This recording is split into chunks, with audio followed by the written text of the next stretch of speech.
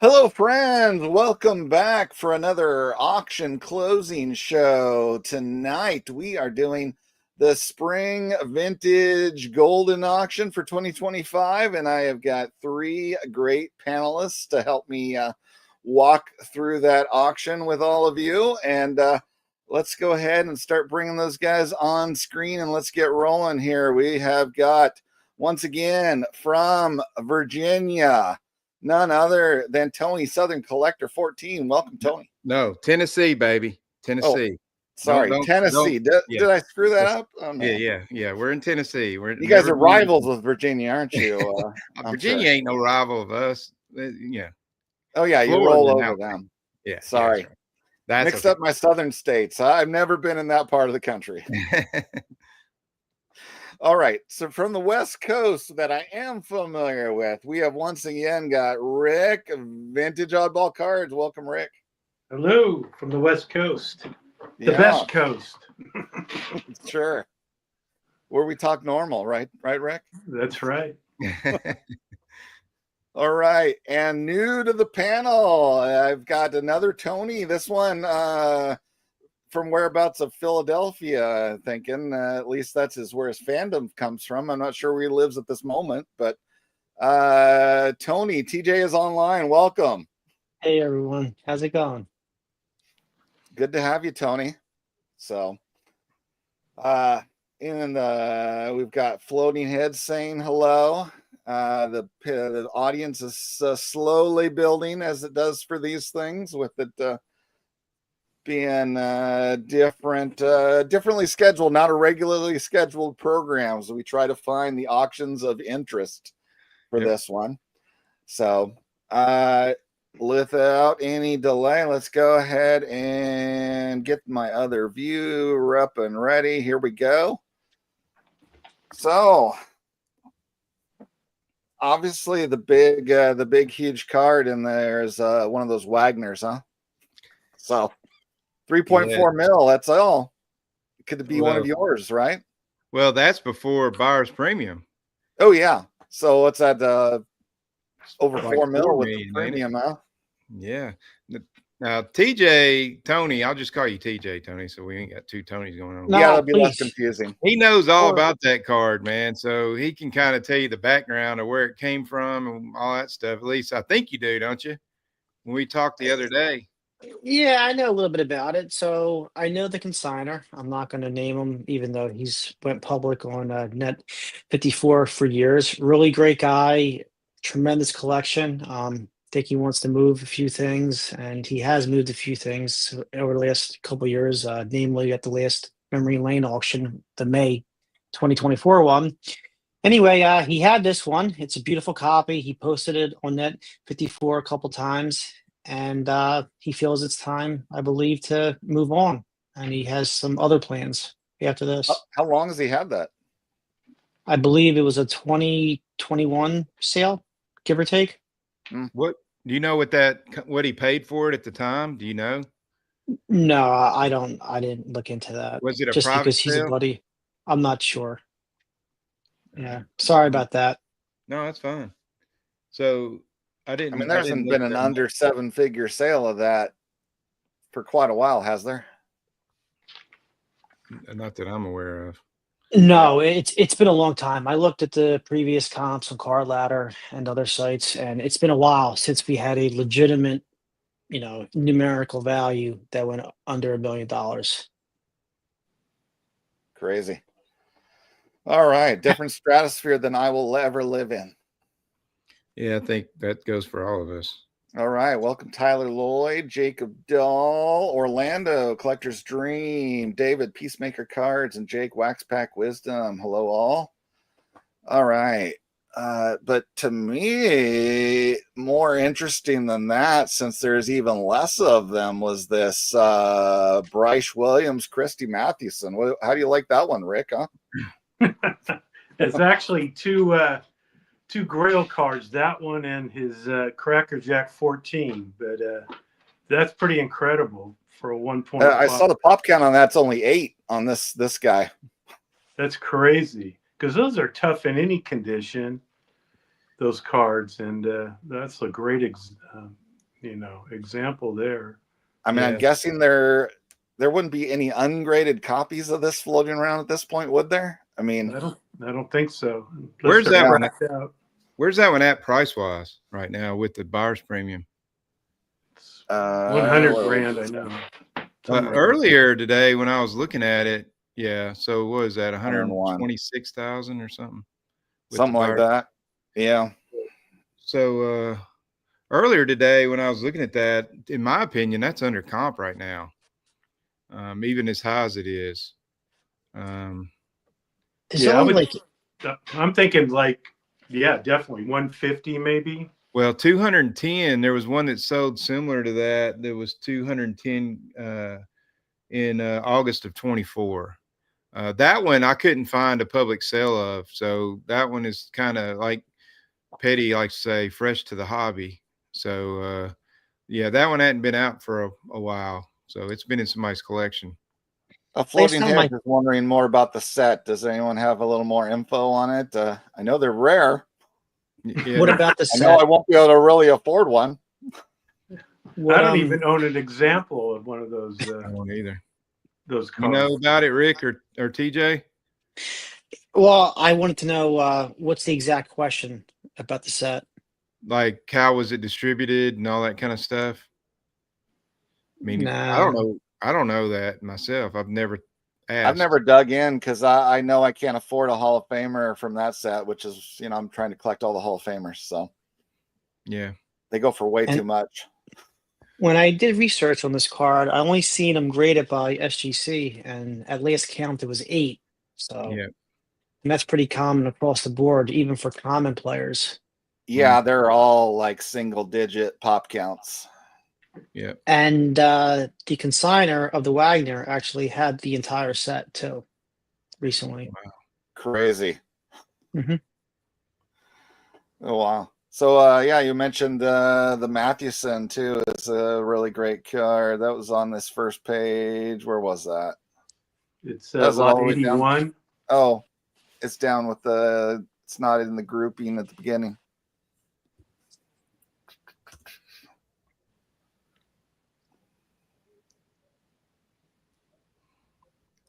Wasn't it by a lot here? What the hell I'm happened? showing it lot 81, but I'm taking it off the book that I got in the mail. Yeah, it's lot 81. I've got it down here. So, yeah, that one I thought would go a little bit more pricey. That's the 1914 Cracker Jack. And I don't know whether people have cooled off on that a little bit, even though it's never going to go down. But it ain't skyrocketing like it was. I think people have turned their energy towards Joe Jackson and Hannes Wagner apparently. So It's a beautiful card, but when you compare it to some of the other Wagners, it just doesn't like do it for me. I don't know about everyone else, but we're talking about the Wagner, right? no, Not we're the talking about Matthew. this Matty right here. The Oh, so, Mathewson yeah. here that's in this auction. Sorry, that does it for me. Yeah, sorry about that. I thought we were talking about the Wagner. So the last one of those that sell, that's a pop 65. So that's a pretty low pop in the 14s. The last one it sold for 66,000. It was a PSA 1 and it was nicer looking than this one, but it had like a rusty pinhole right above his head. But very similar prices. They were both PSA 1s. So it just doesn't seem that it's moved a lot. Of course, that wasn't that long ago either. What'd I say? That was Don't just all in these December. usually hit 6 figures? Do they have estimates of what they think are in here? They don't do that on the Golden one. Okay. They don't do the estimates, but no, they don't. The lower grade ones don't. Okay. The mid grade, if you get a 2 or a 3, it'll be in 6 figures. And if anyone wants to know why it's trimmed on the right side there, that's basically to fit in the album that you can, purchase or whatever. You got that album. so it fit in the album. So you see a lot of them like that. With that these the corners are trimmed. angle cut corners Angle like cut. that. Yeah, that's the fit in their album. Was Yeah. that the 1914 one you're talking about? Yeah, With the album, or the 15? Yeah, The- I don't think they had an album for the 14s. Yeah, You don't think 15s. so? They don't Yeah, have the the 15s. The Yeah. 15s are the only ones that Cracker Jack had the official Cracker Jack album. Okay. And in that album, they had those little cuts. It's very likely if he collected that, he had the 15 album and he was trying to fit it in that one. Yeah. So I'd imagine still that's possible. the case. Was put in an album. I also wonder if they made it the other way, because the image changed, so it would fit in the album, because then you could just put it in the album like this, and then you flip it up, and that's why the cards are upside down in 15 on the backs. So Yeah. it just makes me wonder if they Yeah. did that on purpose with changing the image, because you can't really flip a card that's in a landscape format. Yeah. We don't know why they. Do you guys know? I don't think we know why. The image they changed the 14 to 15 on the Matty. Yeah, nobody knows. The only other image they did that with was the Daryl Pratt, which he's not a name guy, Yeah. but he had an image where it was landscape and it was an action image, and then in fact I got one of those, and then they did the card, and this is what it ended up with in the 15. It's a portrait. So, it's not a big name guy, but him and Maddie are the only two that they changed the images of from 14 to 15. So I picked this up in Strongsville just for that reason. I thought it was cool. Has a story behind it. But I'd like to have that one, and I'd have both of them. So that'd be cool. Exactly. Well, there you go. Only $70,000 there. Yeah. Yeah. Nope. Not tonight. I'm not a big fan of his fifth. I have his 15, but I don't know. I'm just not a big fan. I mean, it's Matty, so I have it. But portrait shot, yeah. Yeah, I don't know. Just doesn't do it for me. I want that card. There's a nice one in this auction right now. Yeah. I think mine's a 2, so it's kind of interesting to match up the price of what a 2 goes for compared to when I purchased it. Yeah, that one is locked for this one right now. Yeah, sure. That's a really nice one. What's it with? What is it? Yeah, what is it right now with the buyer's premium? 93? 90, about 93 right now. Yeah, it hadn't moved since today, earlier. So yeah, that one is in my opinion, means not that much. There's not been a lot of 2s that sold. There was an SGC 2.5 that sold in August of last year for 102. So right now this thing is actually a little under comp. So if somebody's out there and just got a little less than 100 grand sitting around, the next bid will take it to 100 almost. So if you got 100 grand, you want to grab it for comps, it's a nice card. All I gotta do, Tony, is click a quick bid right there, huh? Yeah, do it, John. He's gonna be in the Hall of Fame. You're gonna need it. I like having a house. So here's again, Jeremy Lee, well publicized, picked up the PSA 1.5 and spent. This is the eye appeal thing coming into play. So his is a 14, and you can see this one has the honest corners. It's a little bit off center, and it's off center up and down. Jeremy's is perfect. It's perfectly centered. There's some micro wrinkles or something that got it to 1.5, but the eye appeal that's why his went for 150 instead of 100. But that one, it got honestly, it's an honest 2.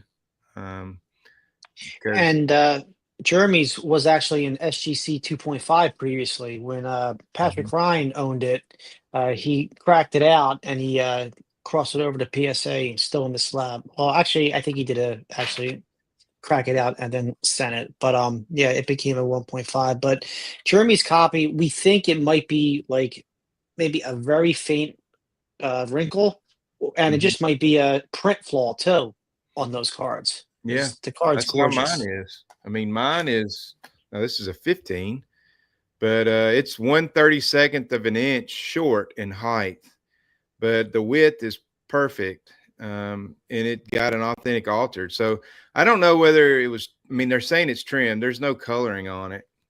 It doesn't have any writing on or anything like that, but you just don't know with these older cards.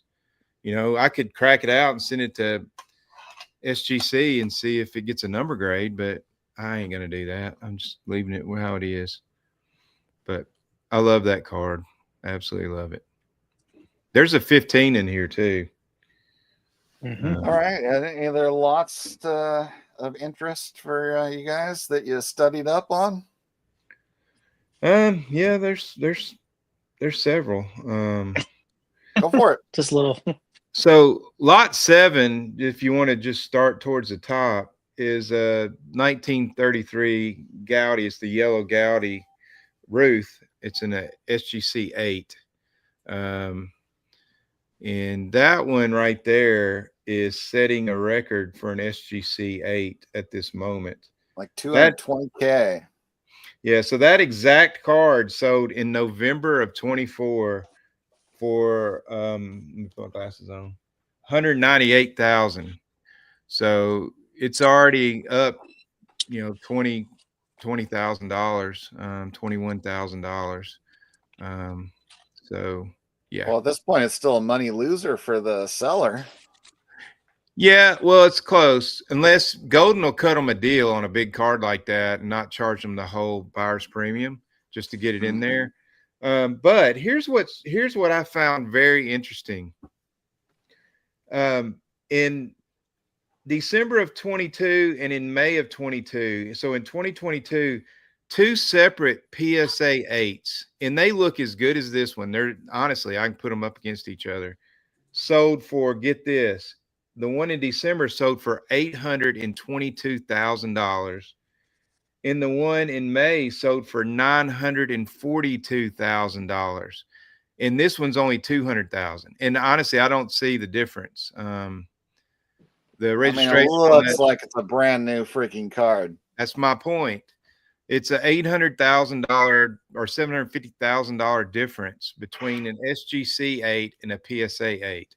And that one looks every bit as good as the PSA. So if y'all look it up on VCP, if you have that, and check it out, you can look at past sales and look at PSA 8s, and you'll see the two that I'm talking about sold for almost $1 million. And honest to God, I have no idea how they're better than this one.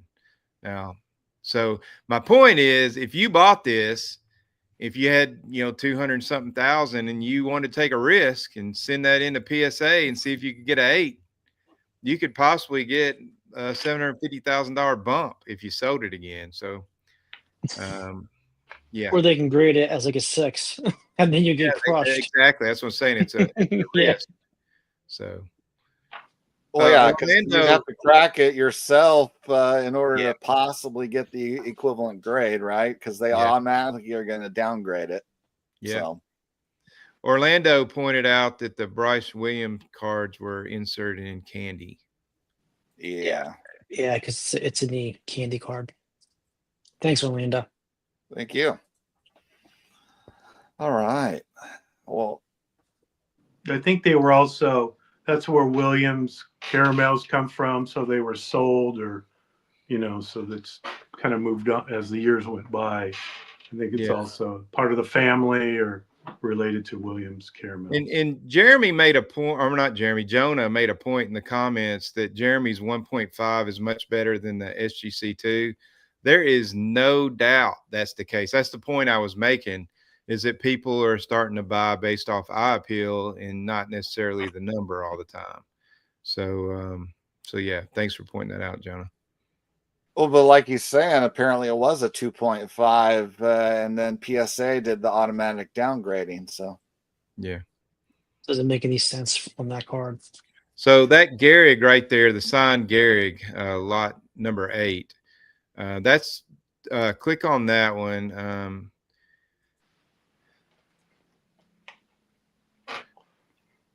So that one is a Pop 5 signed card, and the reserve's not met, and it's at 122,000.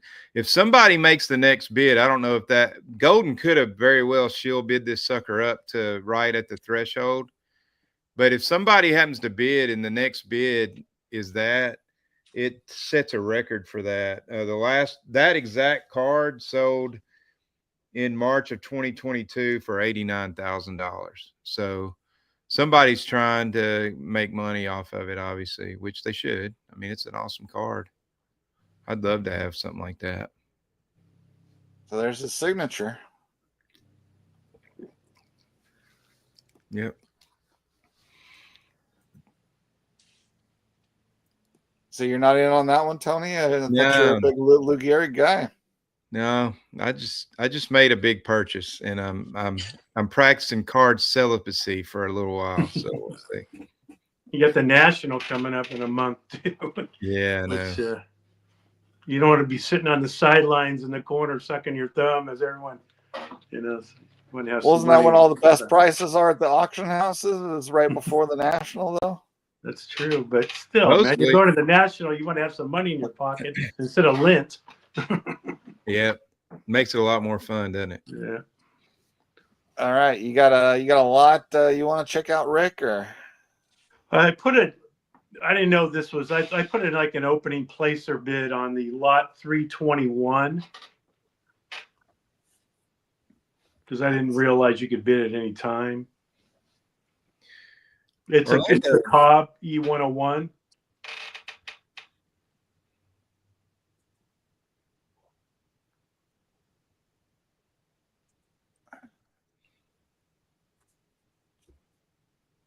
Wow. Orlando just made a really good point that on that T206 Wagner, the reserve's not met on it either. So there's a chance it doesn't sell. I didn't realize it had a reserve like that. oh, really? Okay. Mm-hmm. The key card of the whole auction might not even sell. At least the one You got a lot of put on eyeballs. Yeah, that's a front nice cover one. of everything. Yeah, that's a nice one. Most of them are total beaters. Yeah. That's awful nice looking for a 1 grade. Is it some severe paper loss on the back? Is that what's going on? It's just Or what? Just stained. stained, yeah. And I think the top corner is rough. Yeah. Right there. That may be the paper loss there. That's a really nice looking one. Oh my God, it's It beautiful is. compared to the ones you mostly see. Yeah, it is. Yeah, I mean, I might still be, I might have to wait on that one a little bit. I might still bid on that one. Well, you can always just throw a max amount in there and let's see if anybody beats it. So, but I mean, a total beater's going for $3K. I mean, like you're talking a total beater. so right now 6.1K seems low on that card. Yeah, it's a nice one too. I really like that set. I don't have that one. I need to get that one at some point, but I didn't research it. All right, somebody got another one to peek at. So another one that's about to set a record, it's already setting the record, is lot 42. It is the 1952 Topps Eddie Matthews in the PSA 7.5. Oh man, it's centered like no one's business, huh? Yeah, it's nice, man. I'm curious if there's been any more bids on it since today when I was looking all this up. Yeah, there has been. So today it was at 73,000. It's already at 85. 85.4 right now. This exact card sold, well, in November of 16 was the last public sale for 36,000. So gone up quite a bit in the last 9 years. Can you maximize it, John? Please, can you enlarge the photo? Yep, that's a nice one. So, just so folks know, when you bid on these 1952 to 1956 cards that are bigger, the old standard, the old vintage standard size before they went to the 1957 size. If you have an older PSA slab just like this, usually the inner holder holds the card tighter. So you won't see any kind of gaps on the top or on the sides or on the bottom. When they cross these cards over, or they put the cards over into a new holder, it's a much looser fit. So the cards may seem a little trimmed or a little cut short in the new holder, but just be aware that it's not. If you see a short card in an older holder, then I would just take a pause and just try to be a little bit more, careful in whether you want that card or not. So This one just, looks food for tight, thought. doesn't it? This one looks pretty tight, doesn't it? Yeah, it Yeah, looks like it's right up against these little barrier inserts. And the Yes. border's So really fat. So that's good. So if you took this card and if somebody got it reholdered into the latest and greatest PSA slab, you would see a little bit of area on the top and also on the side. So just be aware of that. And I found that out myself. I bought a 69 Reggie, which obviously it's a different size card, but I thought it was trimmed after I got it. I was like, oh, geez, what the heck is this? Then I had it reholdered and it fit the new holder perfectly because I, went from it went from trading card with an authentic auto to a dual card, to a dual grade card, and then it fit holder, and then I felt better about myself. It also measured properly too, so just be aware of the inner holder changes in these PSA slabs. Yeah. Yeah, let's look lot 72. I know which one he's talking about without looking at it. I have a feeling. Yes, I just looked at. Yeah, that's Sammy's lot 72 is Sammy's dream lot. Mm-hmm. And Mookie's. What is it, a Christy Mathewson or no? Well, It's a Seaver, huh? Yeah. It's a Mount Rushmore of Seaver cards.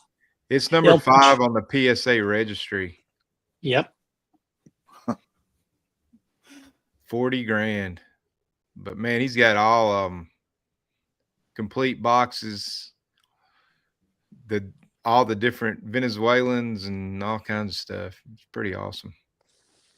I don't know. It seems like Sammy's constantly chipping up his collection as opposed to making it larger, though. So there's 522 Seavers out there.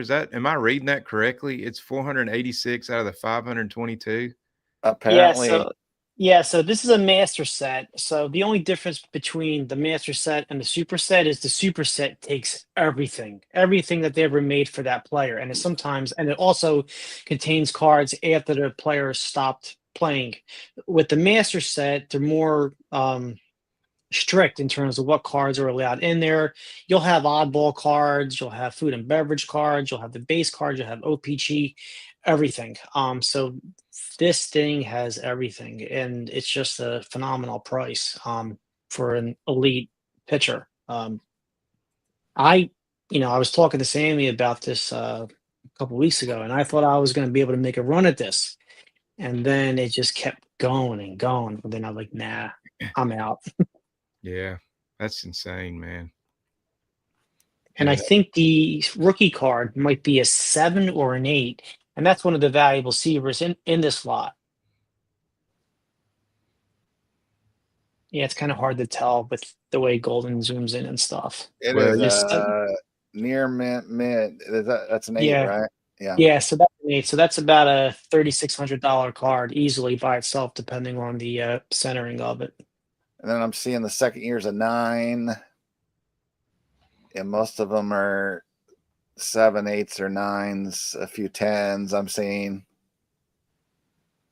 Yeah, that's crazy. Then I think they got the Venezuelans in there. They got the OPGs. So you pretty much got everything. Yeah.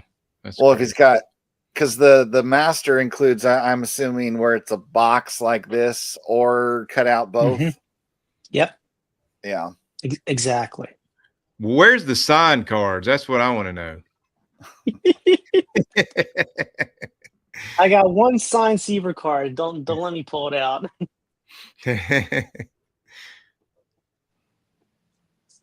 Now, Can I? no, go ahead. Yeah, Rick. No, please go, Rick. I was just going to say, no, I probably shouldn't. It's my keep off my lawn. Do you think the person that's purchasing this for the set registry, do they care one darn thing what those actual cards look like? Or are they No. just buying the grade? Well, that's a good transition into the next lot I wanted to talk about because it's the same exact thing. Can you bring up lot 74? I And just this don't is understand the person with that what lot. is that one? it's a 1975 Topps Mini Robin Yount Yeah, I rookie knew you were PSA going to 10. go on this one. So Oh yeah. back on that lot, before we talk about Mhm. this real quick, I don't know why they wouldn't just break it up and sell all those cards individually. I guess they just figure somebody's going to want to jump into the number 5 spot and pay a premium for it. That's just crazy to me. So I looked into buying batches of Schmidt cards, and they were only being sold as sets. Lots, and not and not at the like a at the every 2 card level or smaller. And they said because you have a lot of cards for that player that people are not going to want, like Drake's, and you got the Hostess cards, and you got the Tops leaders, the OPG leaders, and they just feel that they can get more value for the consigner if you just bundle them all up together. It's like when some people say, if you just auction off 1 or 2 lots, you'll do okay, but you may go bad. But if you have more lots, then you can kind of average it out and get a better price per lot, and you may even exceed your overall figure. Makes sense. Well, yeah, and it's the same principle when you combine all these cards into a single lot. This This card's is not the- a 10 anymore. Well, this is what, and I grew up in the '80s. Robin Yount was a heck of a player. But the 75, that's a hard set. I mean, you got the OPG, which is, tough, card to find. You got the minis, which is this, and you even got the regular tops. And all 3 of them have a ton of problems, fish eyes, color issues, and off centering. And when I take a look at this, it reminds me of a 52 tops Jackie that sold multiple times in '01, '02, and sold again privately before the last national or just after it. And it got reholdered, and then the buyer saw it was trimmed on the top, and now it's an authentic altered. When I look at this card, I don't see it trimmed, but if you focus in on the top, it's miscut. And Yeah. not only is it miscut, and I don't mean to bash the card because I know a person owns it, but this is a typical card where somebody's buying it just to inch a little bit higher on that 75 mini set registry. I think not even a Yount player set registry, but that set, and it's actually slanted just like a sliding board. Yeah, it is. And, It's a lot like that Ty Cobb was we looked at a minute ago. Yeah, when yeah, it first popped open, I thought it was off center and slightly diamond. So exactly. But the funny thing is, if you post-war cards, his name is John. He took every version of this card, every single 10, including this card in the old holder. And in the old holder, it looked perfect because the holder had a smaller inner size sleeve, that held the card, and you couldn't see that top slanted cut. So buyer beware. okay.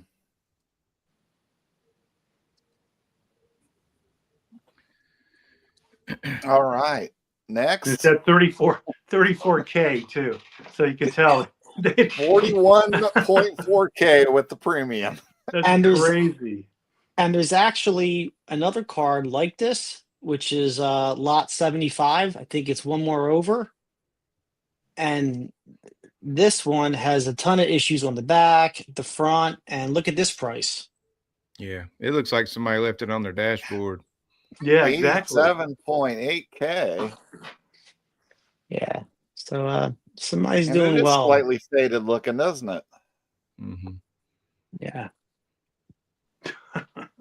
But it's a Reggie, and I collect Reggie, but I'm letting this one go. I didn't place a bid. Not even a placer. So that back being downgrade off the back center, being like that bad? yeah, that's what I was gonna say. Yeah. PSA and the other graders really didn't seem to care too much about the back, but now since the grading standards changed, yes, graders, the grading standards have changed regardless of what you tell us. This would never grade a 10 today. Maybe a 7, 7.5. But you know, And it just popped up even more while we're sitting here. Yeah. It's see, crazy. I won a commission. PSA We all should registry get a is commission. the biggest drug out there, isn't it? Yeah. Yeah. So the one that I'm selfishly keeping my own is lot 28, the Joe Jackson, the Boston store Joe Jackson. That's a pop 10. I'm blessed to own one. And it's setting all kinds of records. And it ain't done. I don't think it's done yet. So 67K so far. yeah. So here's mine. Mine's Well, his nicer cards than are going nuts with every single new auction since the whole thing where he gets in the Hall of Fame now, right? Yeah. So that's mine. It's much nicer than that one. So it makes me pretty happy because my on card ladder tomorrow after this sale, my estimated worth is going to go up on that card quite a bit. So mine's a 2.5. I didn't pay close to that. So I'm pretty fired up about how this is going. Orlando gave us a lot to look at.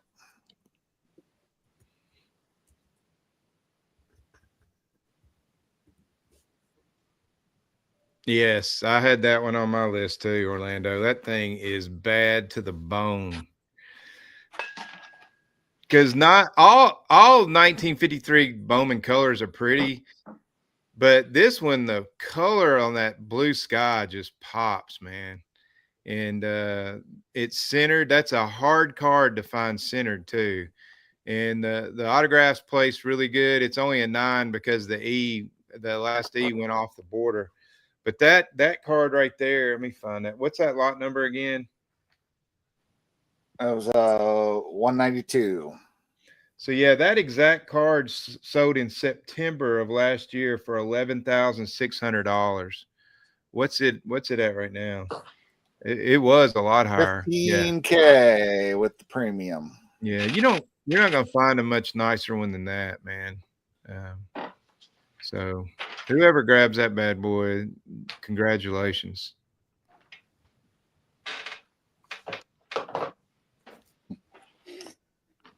Nice. It's off the charts tonight, according Mookie wants to know if they kept the stats on the back, like the ones he liked. Did they write the stats in the back? There are no stats on the back. Oh, man. No stats on the back, no pinholes. I mean, crap. That's a terrible card. There we go. Senior Mr. Miller there. The registry is the only thing keeping PSA afloat there. Coach Miller. Yep. Coach, you ain't kidding, buddy. So I have one not everyone's going to care for, but lot 346. It's a premium Ruth. Yeah, I saw that one too. It seems awful low. Yeah. I think it is low. Have you ever seen one of those in person, Rick? Yeah. So is that like paper thick? Yeah. Like the sporting life ones and stuff? Yeah, exactly. Very thin. I have 3 of the, so basically there's 6 cards, and if you turned them in, the 6 different cards, then you can get a premium. But of course, nowadays you'd want the 6 cards. Yeah. Even want 1 card over the premium, but little rough condition wise, removing it from the scrapbook, it looks like. But yeah, and the other cool thing about that one, I really like collecting cards that have like double images on different cards. And you know that image right there, that's the 33 Gaudi, all three of them. The full body, and then the yellow one and the red one. That's that image. So that's really cool to see that in that. I've never seen that card before.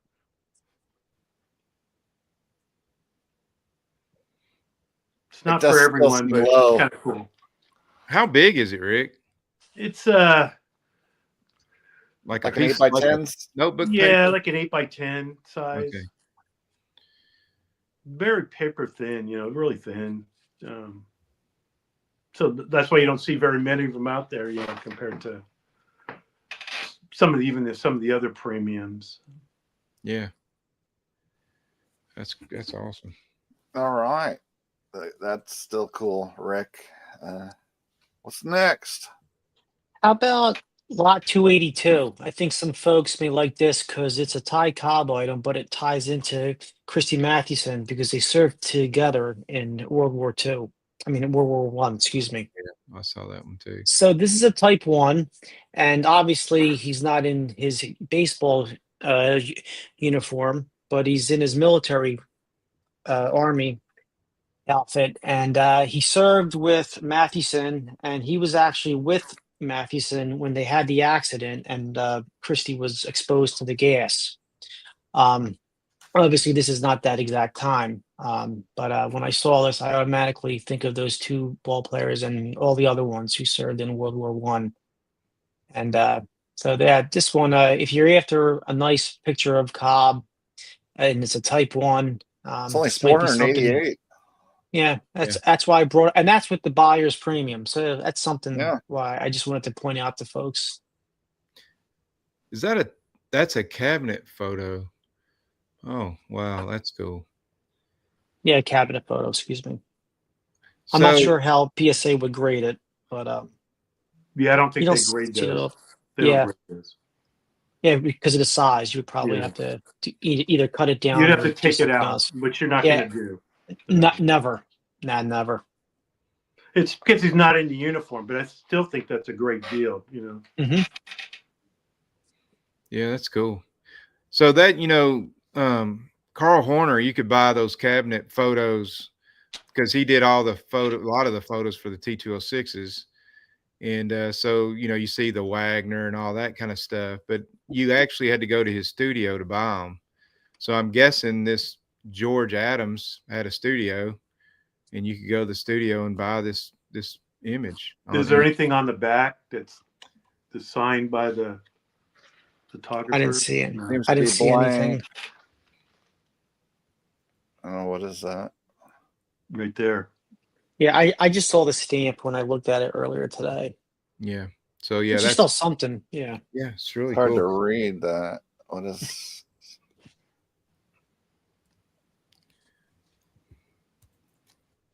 I can't really right get there. close enough to tell what that.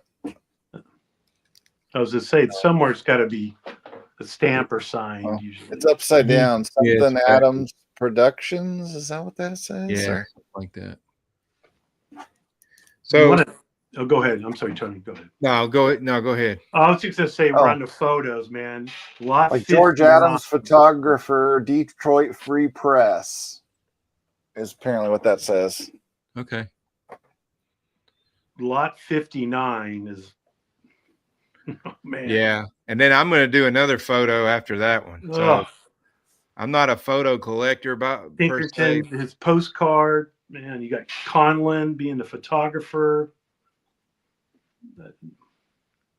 Just a beautiful image. 59. 59. Which, who is it? Wagner. Harness. Well, Oh my God, Harness. yeah. We don't want to upset Oberman. Hannes. Yeah. Bonus. Right? Wagner, right there. Look at that thing, man. That Yeah. one's a little pricier. And it's a card image. Any of those photos Yeah. that are also card images just drives the price up. This Pinkerton. Well, Conlon name attached to it drives it up too, doesn't it? Yeah. Yeah. He's the Yeah, greatest photographer. that of all time. postcard would go just a postcard. It's crazy. Look at that image. Yeah. I'm guessing it has his stamp on the back. That's beautiful.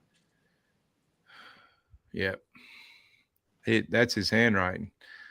I've got some Conlon photos. I just think they're awesome. I don't have an expensive one. But He signs a lot of them, which makes it kind of cool. yeah. So That's like 12.5K. Yeah, the next one I like is just historic, and I'm thinking about. I want to see where it's at, but it's number 55. It's Hank Aaron.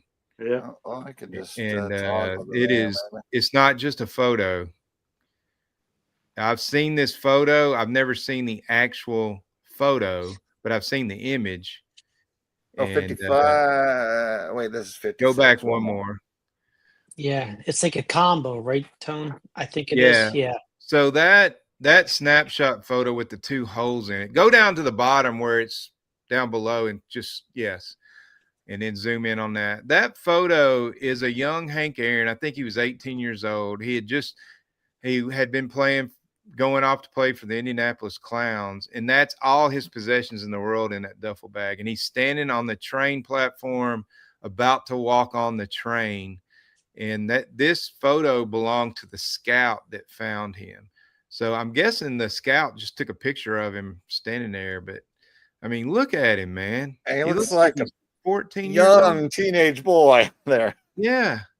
And then the newspaper clippings are really cool too, because it's from the Sporting News, and it talks about his Negro League stuff and the fact that he was leaving the Indianapolis Clowns to go into the Braves farm system. So I think that's a circa 1952 photo. So that's only a couple of years before he hit the majors.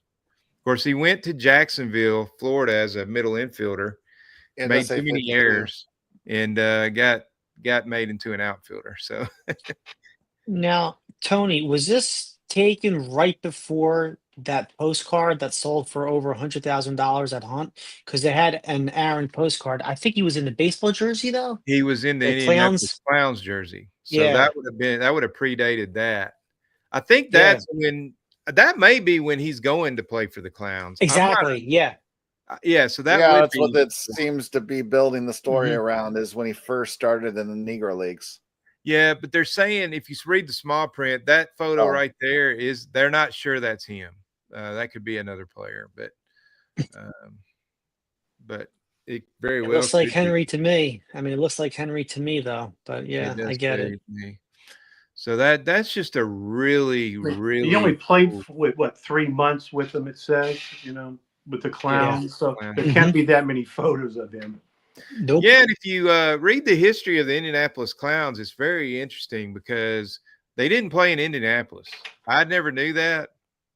They were more like they played real baseball, kind of like the Harlem Globetrotters, only kind of like the Savannah Bananas without all the turning the flips and stuff.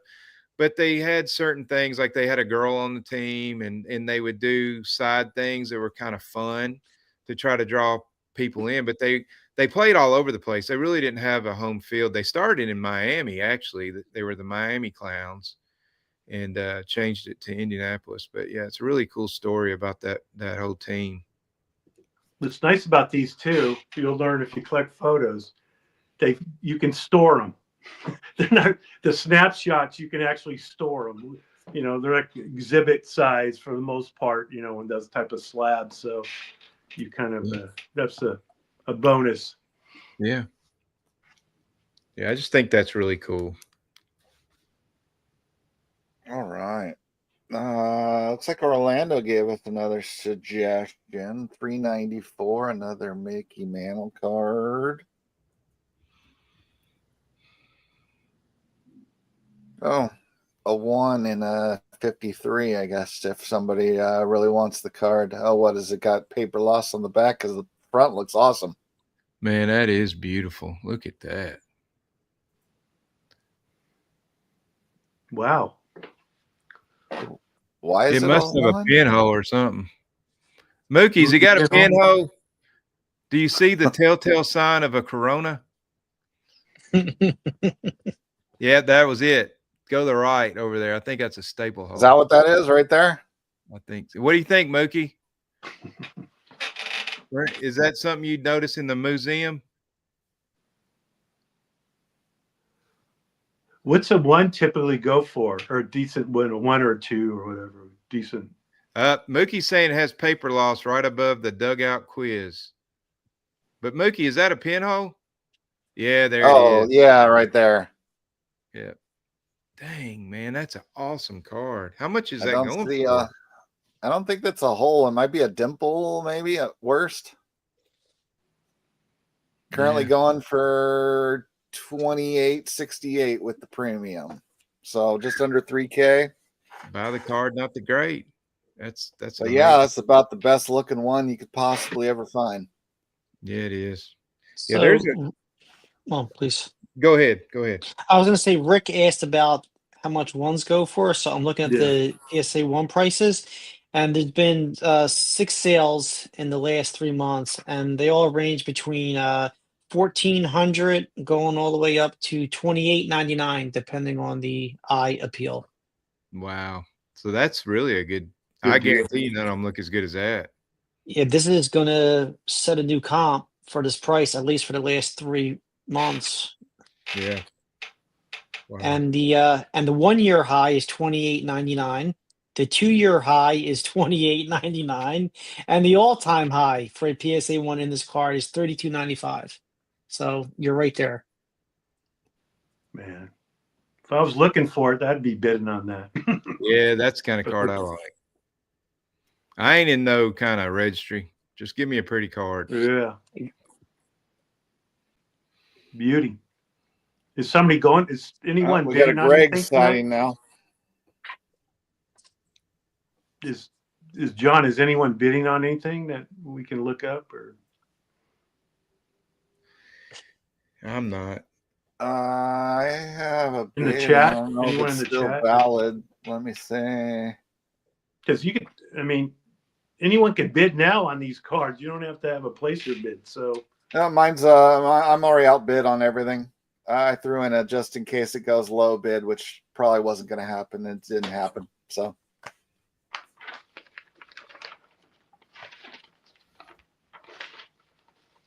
what's Are we already in extended? nope, it is 8 minutes away. Okay. How about the lot 17, the fan craze? What's that going for? Is that Wagner? Wagner, yeah. Uh, Crazy amount of money for the fan craze, man. Crazy.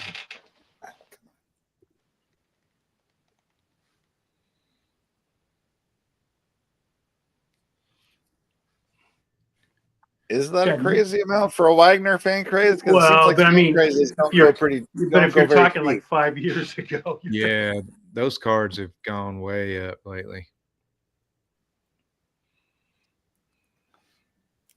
I'd be Because interested. that's what in a I've low been bid. noticing. If I want any from that set, a minor Hall of Famer is, 500 or more these days.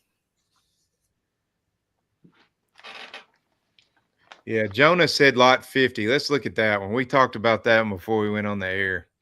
That's at Clemente. Oh, Yeah. Yeah, let's get the chats. Get their thoughts on this one. I know what can't Teddy's believe thoughts he'd are. signed I don't even- Bob. I cannot. Yeah, zoom in on that. Let's make sure it indeed says Bob. Yep. Looks like it, doesn't it?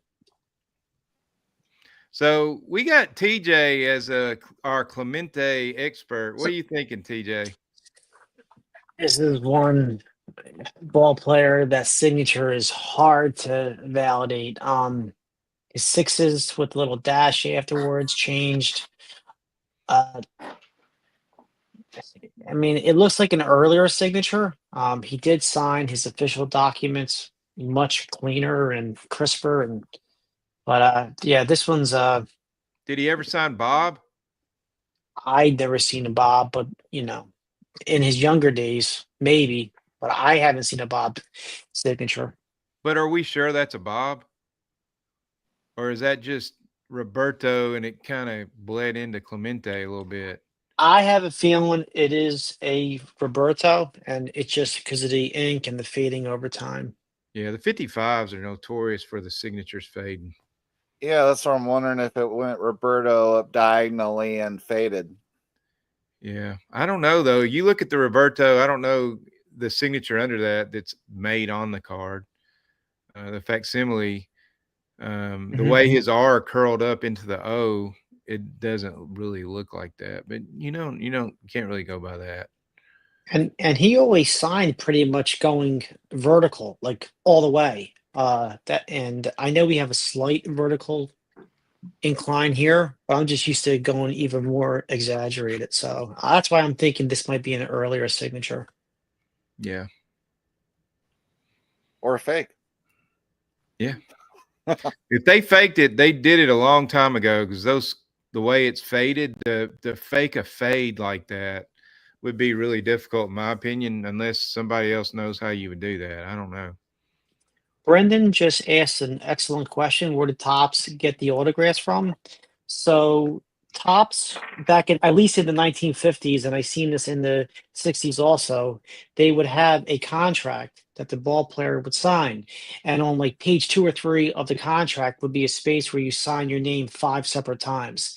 And then Topps would go ahead and take that signature, and then somehow they would put it onto the card. And that's where the signatures came from on the cards. And they would use that signature over and over for years. So like Mantle's on his 52 Topps, his signature changed over the years, but they didn't change. They didn't change the facsimile. They just kept it. So yeah, that was a good question, Brendan. Well, it'd be tough to bid on that if you're not sure. For that kind of money. That's a lot of money.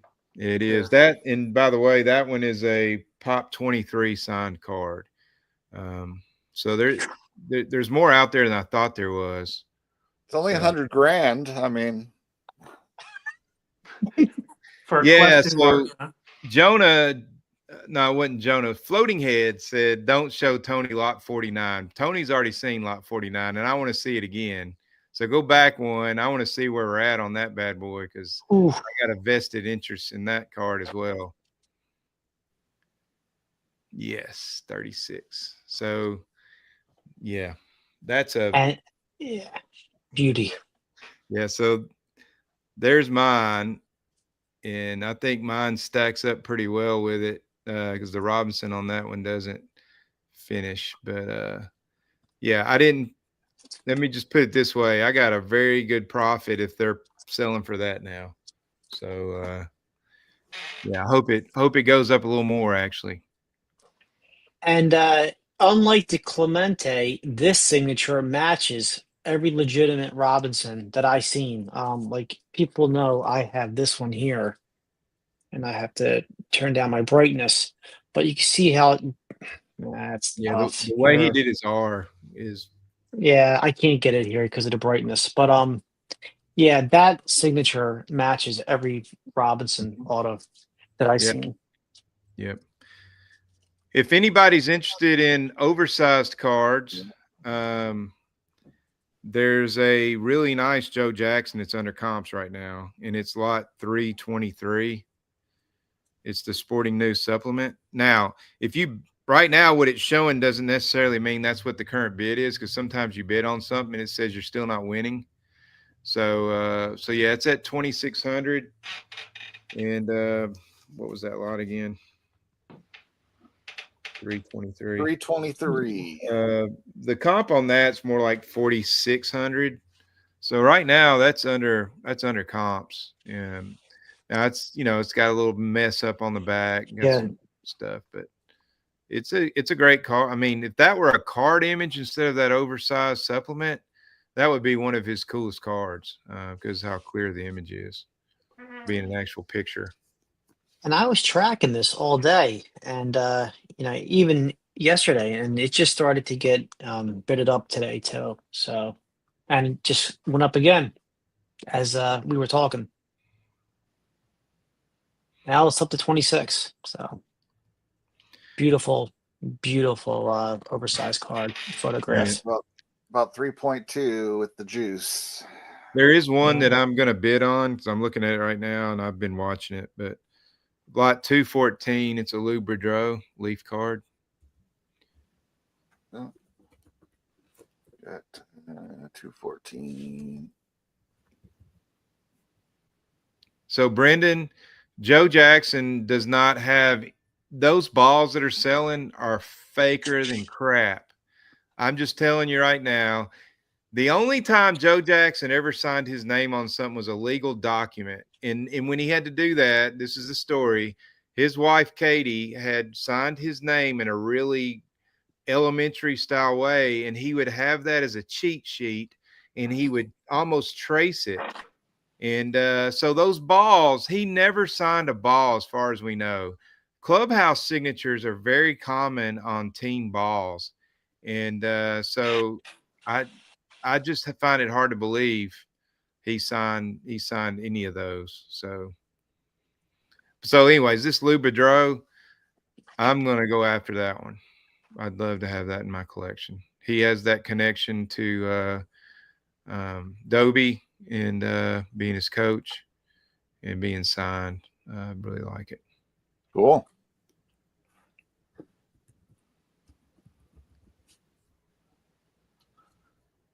We had a request on an Aaron autograph.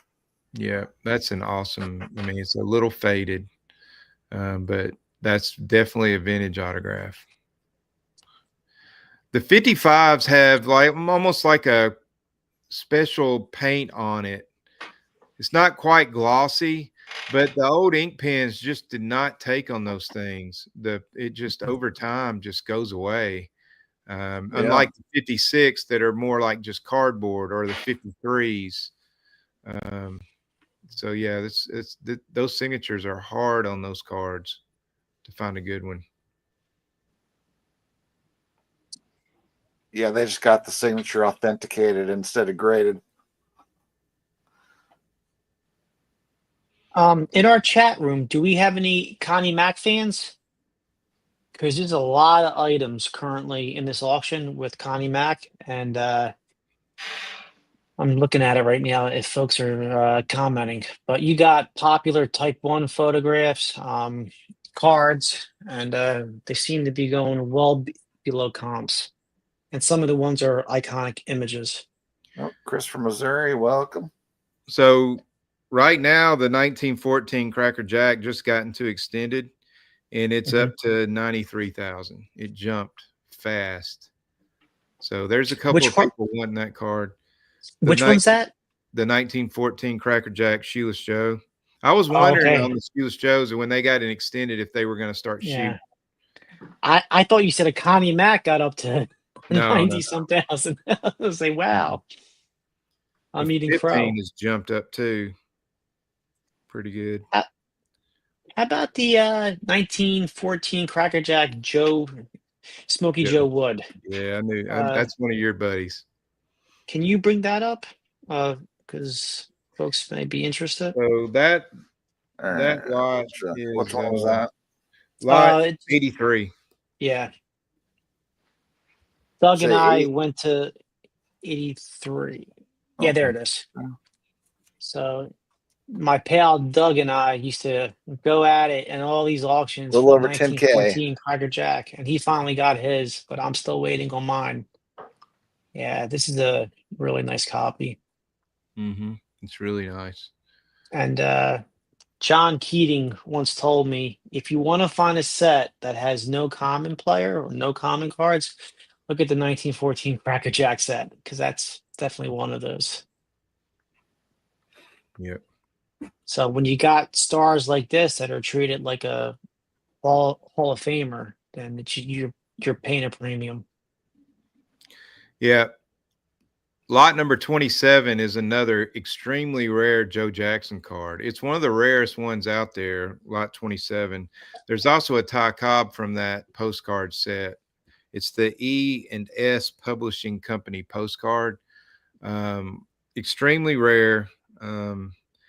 That one is up to 21,000. And the pop on that is only 4. That exact copy, now this is crazy, sold in April of 2017 for $3,000. A PSA 4.5 sold in May of 21 for 29,000. So you got to love that for 21.3 right now. Yeah, So there's the Cobb in that is extremely rare too. It's a pop 3. And I think it's it's 26. It's lot 26, the one right before that.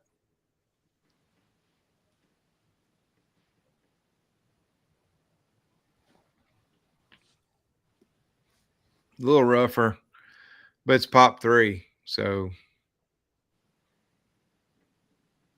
Still going for 20K.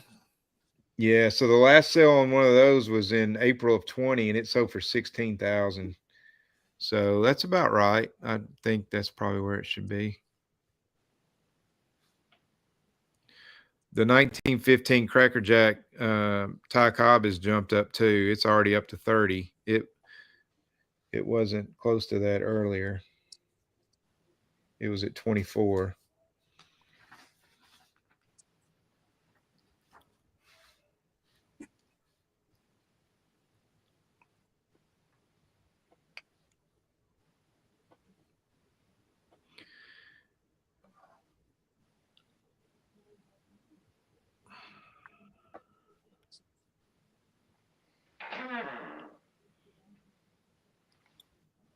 So TJ, Tony, let's go to lot 250. It's another Clemente signed card. It's the 1960. And honestly, for Clemente signed card, this thing is so cheap right now. So is there something about that you see that you don't think that's legit? I looked at that earlier. This is more how his signature was, at least on all the legitimate ones I've seen. And when I say the legitimate ones, I mean people who I trust in the hobby. I think part of this, and it's a nice looking card actually too, Yeah, it's centered. with the presentation and everything. I mean, look, I love this card. I love the 1960s top set. It has the authentic grade for the card, so people are put off by that. It's got the 8 auto, but you just can't see the autograph against his black T-shirt, and I'm wondering if that's part of the problem Yeah. because it looked like a black ballpoint pen. Yeah, still though, I mean, to have a signed card of his, there's only 6 of those. Yeah, So yeah. yeah, that's a nice copy. Yeah, it is. On my watch list, see if I can bring something up folks would like. That one lot I brought up, 734.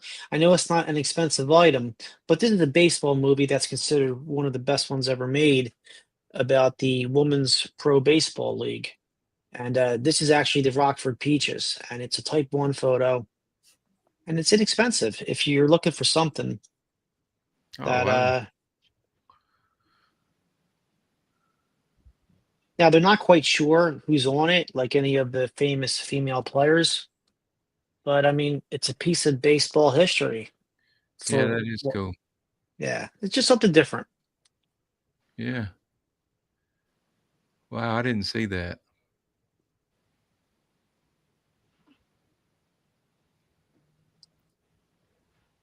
That is cool. Yeah, it is. Yeah. What's that lot number? That was For this 734. Currently going for $146. I might jump on that one. I got a Mookie special. I don't know if Mookie's still on here or not. Mookie, wave your hand if you are. But lot 444 is a Nolan Ryan. Oh, this is It's the pretty one I'm cool. thinking about. Yeah, you need 3D glasses if it's the one I'm thinking about. Oh, I mean, look at that bad boy. that is crazy. That misprint. That's crazy, ain't it? It makes my eyes trip out to stare at it. That makes Leafs printers look good. All right. Psychedelic effects on the auction watch show here. It's a great looking Koosman rookie. Yeah, it is. All right. Well, we had a request for a 622. What do we got there? Yeah, 622 is a good one. Oh, 1919 World Series ticket.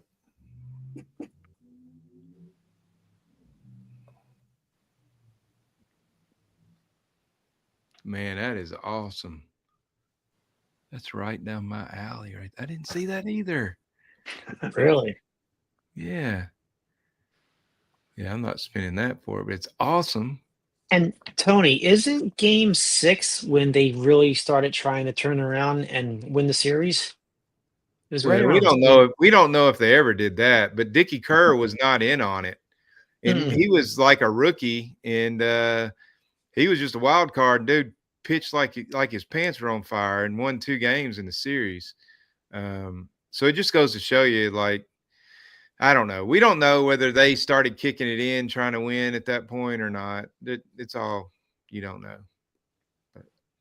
But you remember that was a 9-game series. It wasn't. Yeah, exactly. Yeah. Well, So how they many of won these that. tickets exist? Do they keep pop counts on those types of things? Yeah, they do. They do. They There's do. quite a few of them out there. I mean, not a bunch, but they're out there.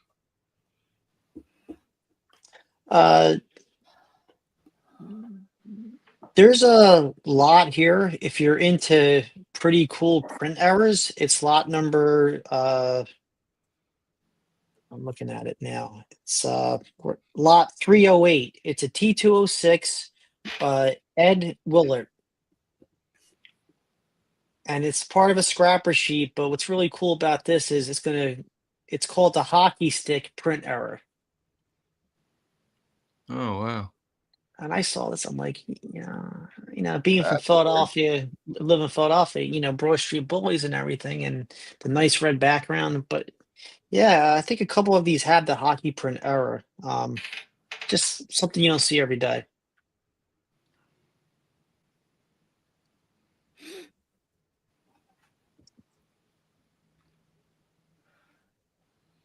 And they don't even say anything about it, huh? In the description, they did. No, but I mean the PSA doesn't care. Yeah. They're just PSA being PSA.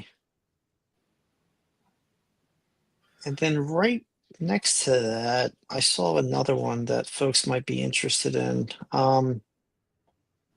Let's see. Yeah, it's a kind of a rear back. It's lot number I gotta click on it to say it. 303. So if you like kind of hard, harder backs, this card has pretty nice. It's a lesser known player, obviously, but a broadleaf back is pretty cool.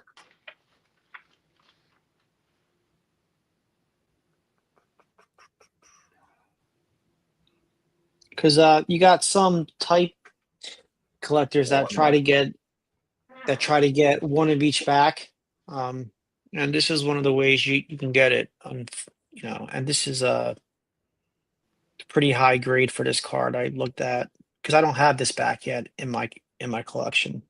Yeah, that's beautiful. Yeah, it's going for 1842 right now. Yeah.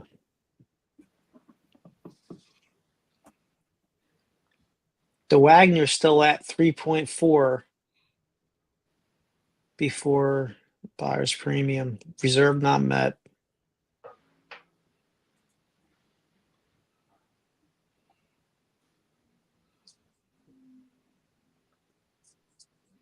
How about lot 365?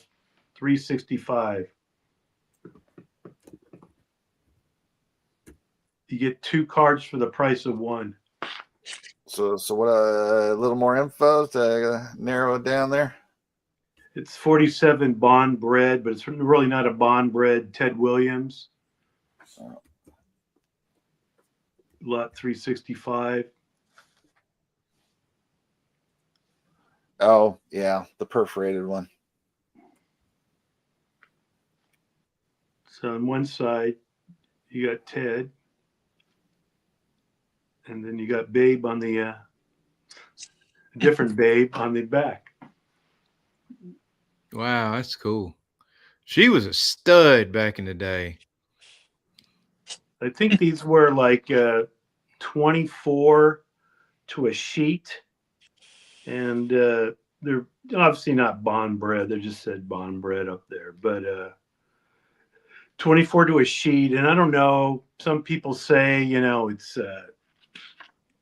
never was, to the public, sold to the public or whatever. There's only a few of them out there. Maybe it was like a test type issue where you would put a player on the, two people.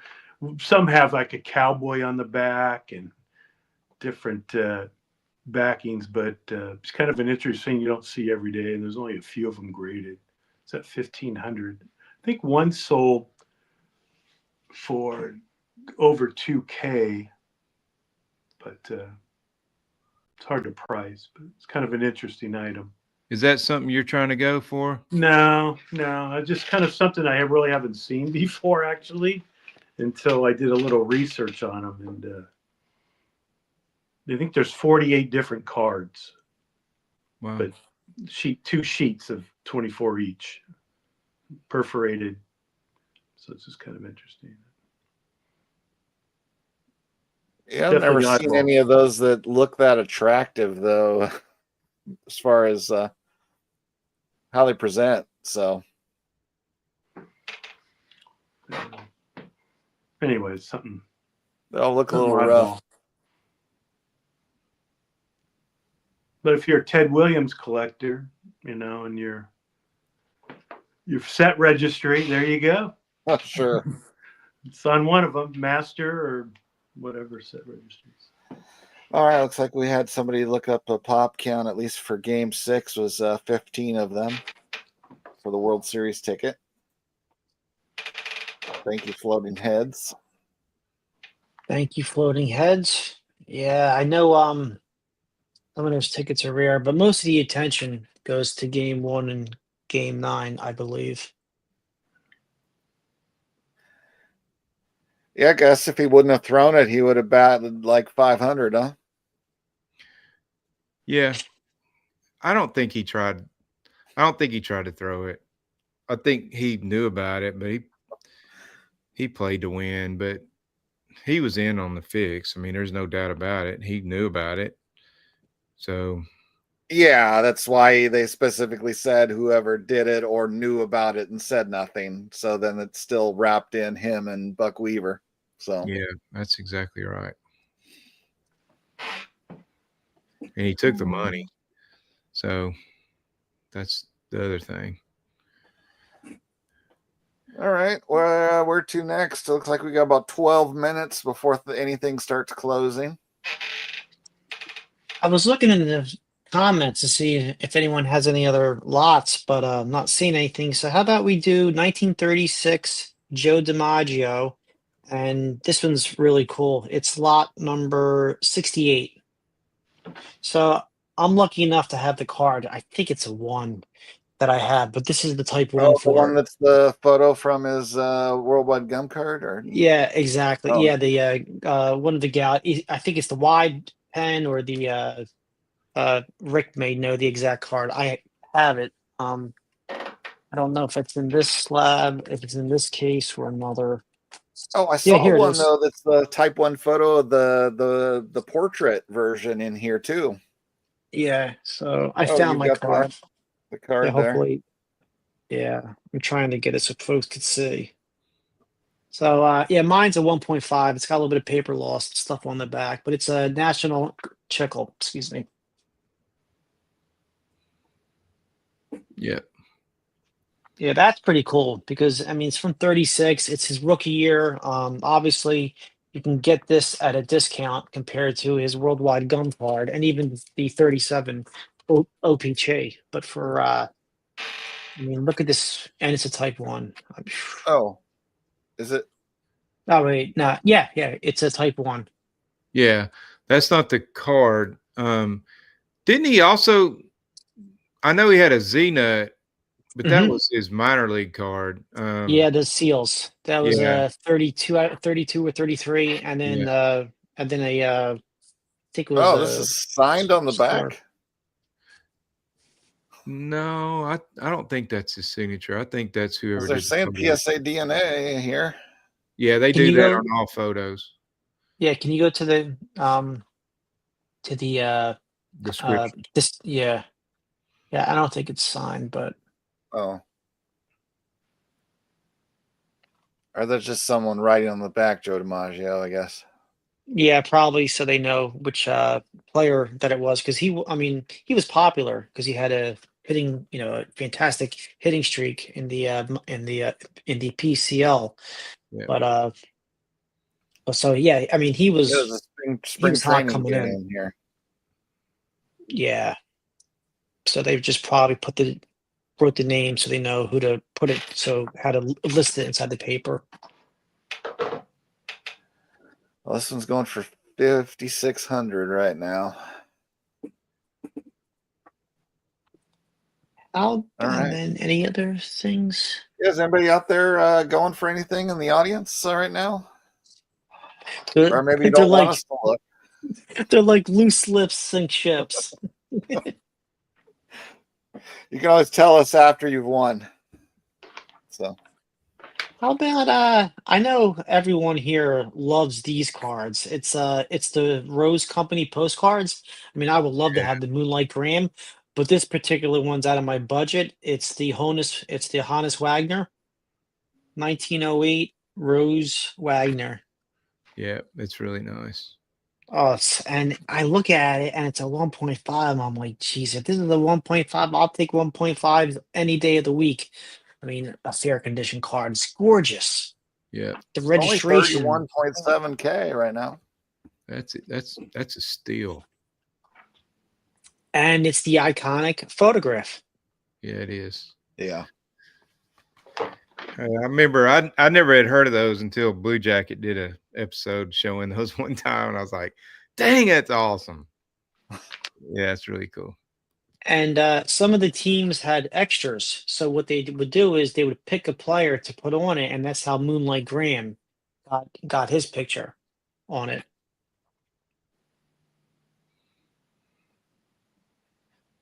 All right. Do you think the T206 Wagner will sell? I'm guessing Ken is scrambling to try to make that happen right now. Huh? Just like he did with that Jackie Robinson jersey, right? That was on season 2. Yeah, when he started making phone calls. Yeah, for some reason Ken hasn't called me yet about the Wagner. I ain't got a call, but I put my phone on do not disturb because I'm busy right now. Still reserve. Still 3.4, 4.14 with the premium. Reserve not met. And you asked the question whether this was a public sale or not. I looked in Card Ladder and also VPC. I didn't see this in there, but I didn't check my usually go-to site for this, which is the T206 resource, because they track all the Wagner sales. So let me go to that real fast because I have it bookmarked. And because it wasn't always called the Connecticut Wagner.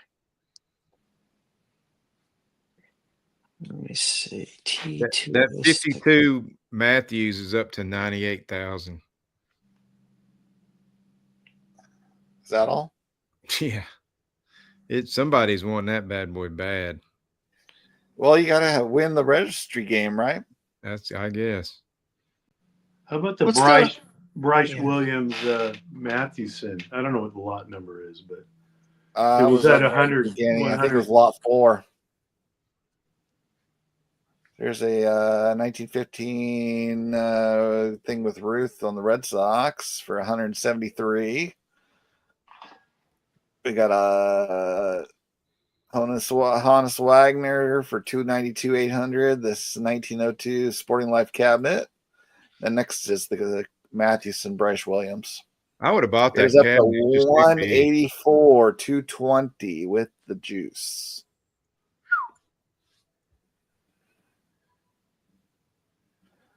Despite that going right across his face. Yeah, again, I had that comped out at about 200,000, so it's getting there. All right. Yeah, welcome Adam's Card Closet.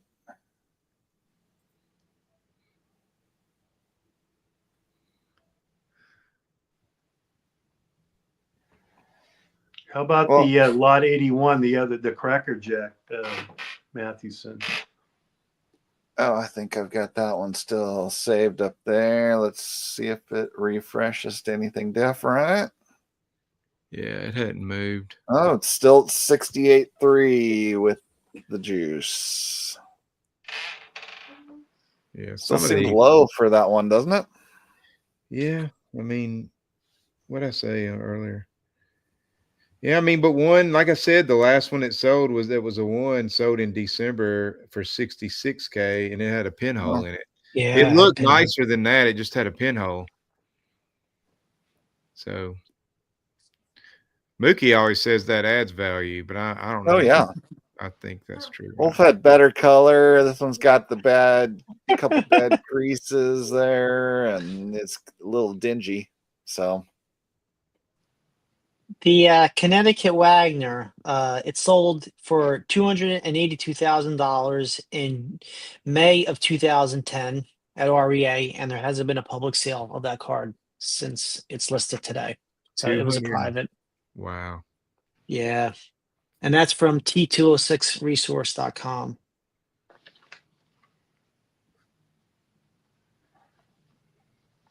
well, this Maddie's about to sell if it doesn't move again here. So That's an awesome card. I'd take it. So what's going on with Shoeless? Shoeless is still going up. Somebody's going some bidding there. That one's still got 16 minutes. 104. The Fancy Ruth, lots of action. 28 minutes still on that one. The Sign Lou Gehrig is close to selling for 122,000. The reserve hadn't been met. Oh, it's not going to sell. Mm-mm. Apparently.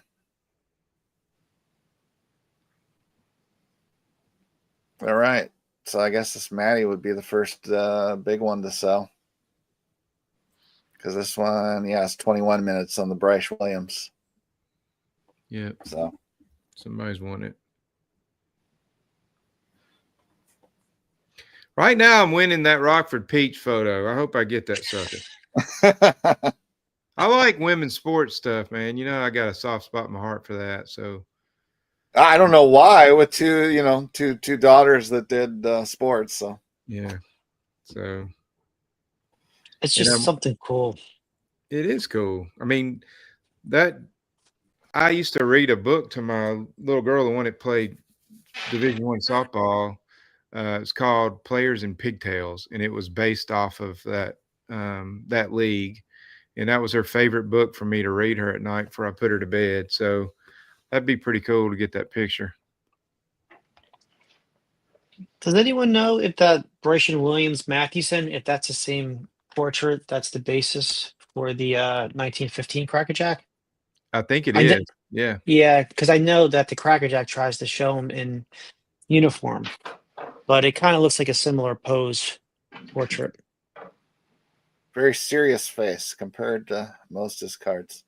Yeah, too bad I don't have that 15 Matty so I can pull it out Right and here, do the this one. comparison. Yeah. That's what it's from. The 50. Yeah, that's the Cracker Jack. That's a different Yeah. image. Okay. All right. Yeah. Yeah, I knew Rick had that and he would know. That was a nice That's card, Rick. Rick just popped out a Maddie right there like it was nothing. Yeah, this one Stunning. looks a little more stern with the expression. Yeah. He looks heroic, is what they used to say. All right, we are close to things starting to close because we are at 30 seconds according to this on this Cracker Jack Mathewson. So if people are winning anything here, you can start to reveal your numbers so that we can salute your new purchase. So There's a comment about the Wagner. Seller turned down 4 million profit. Oh no, it's more of a question. well, it's not necessarily a $4 million profit, depending on how much they paid, which we don't know since it was privately done. Yeah.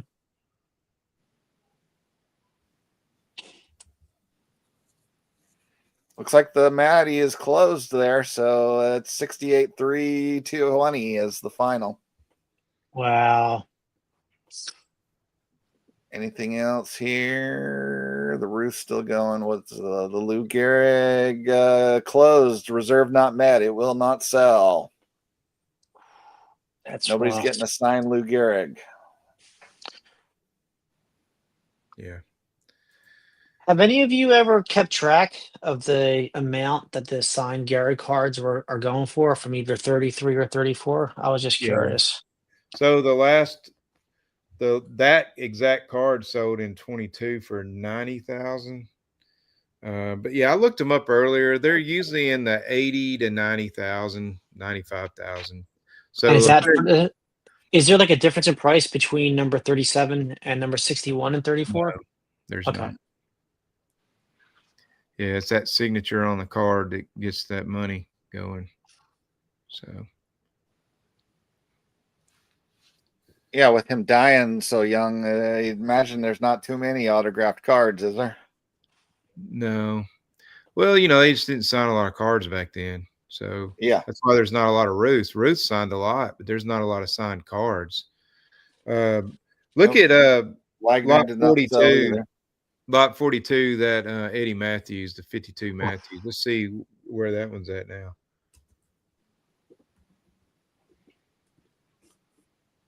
And that's a legit Matthews. That's not It altered is or closed. anything.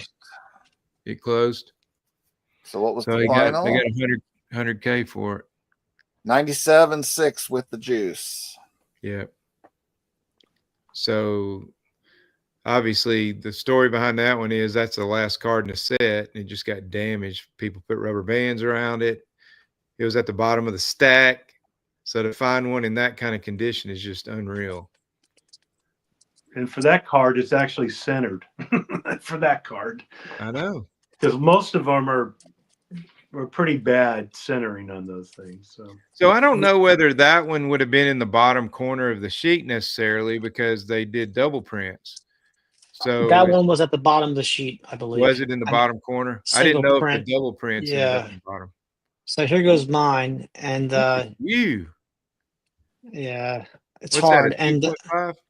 that's a 1.5 because it has a crease, but it's comparable centering or maybe just a slight off than the other one. Oh, That's Than the one that just sold. That's fantastic, man. Nice. TJ Yeah. coming through in the clutch.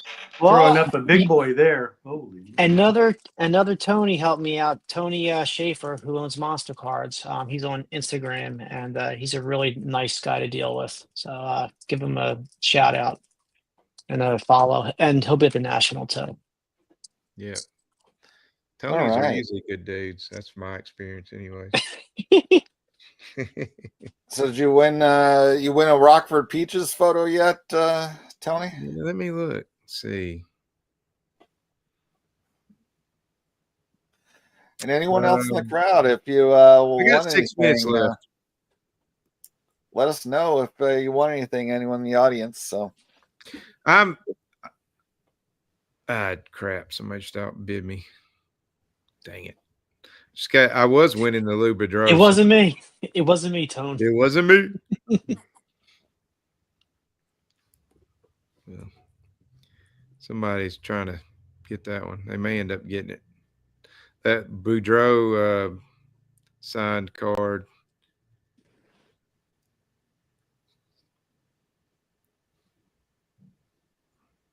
Oh, that's not the right one. We're at 14. What was it? 13.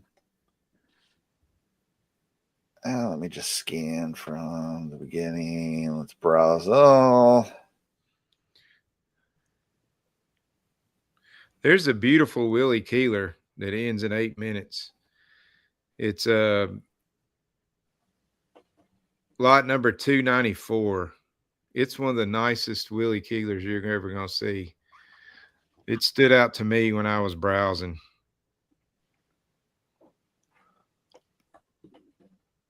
which lot number was that? 294. Okay.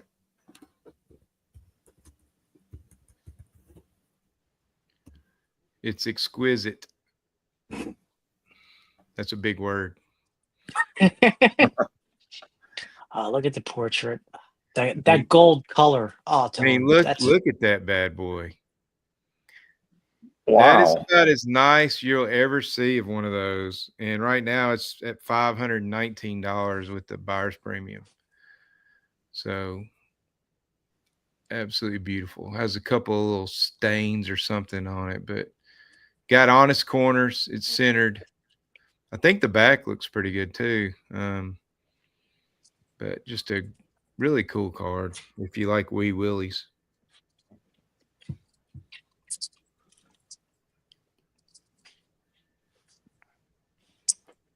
Yeah, that's really nice.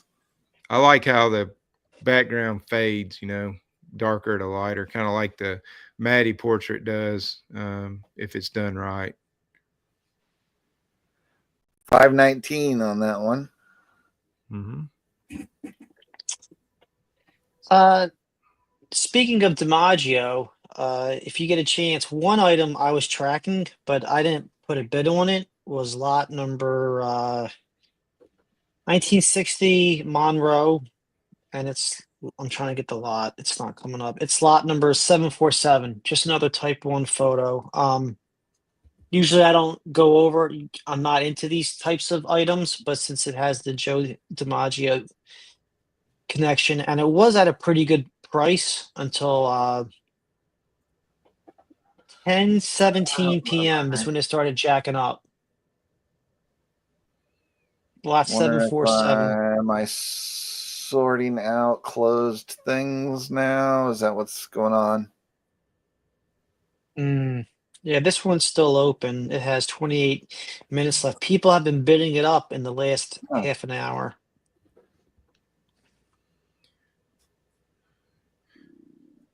Yeah, I don't know why it didn't pop up before. The 14 Shoeless Joe's up to Right. That's Marilyn 118. Monroe. Yeah, I mean, usually I would never bring this up, and I don't buy this type of type ones, but the Monroe, she's iconic. You got the DiMaggio connection, but just doubled in price in the last 20 some minutes. I thought somebody was going to steal it. $793 right now. Yeah. And this is near the end of her life also.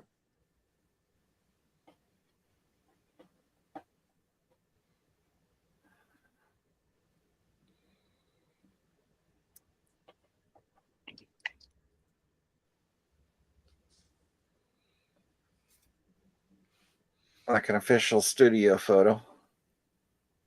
Yeah, that's the real deal. Go to lot 9. It's a mantle. It's a 52 mantle. It was getting pretty high. Let's see where that ended up at. It was a PSA 7.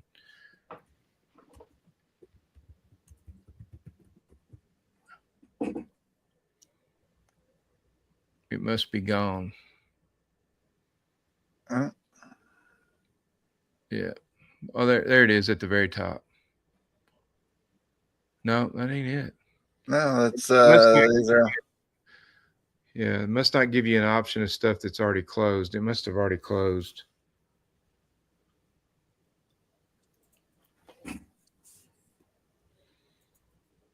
But it was lot 9. Thanks, Jeremy. Oh, let's see. There we go. How about sold items then?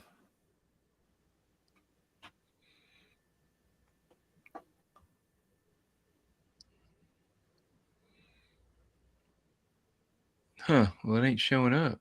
It's not coming up there. Is it? Yeah, it was lot 9. Wonder if they pulled it or something. Let me look at all the auctions. I mean, all the lots. See if I can see it. Lowest lot number, and then vintage. Lot 9. So let's include. Yeah, with Goldin, you gotta really. They make it hard. Their filtering system is different from everybody else's. So with the buyer's premium, you have to click. If you go to the bottom left of the filter at the very end, it says sold, and then you'll see it. It's sold $396,500 with all the juice. Wow. That's insane. So yeah, that one sold for way above comps. Comps on that was about 280,000. It went 100,000 over, but it was pretty centered, but it should be at a 7. Yeah, that's about what you say, like 60-40 centering. Yeah. I mean, it's beautiful. And the registration, and it has honest height and width.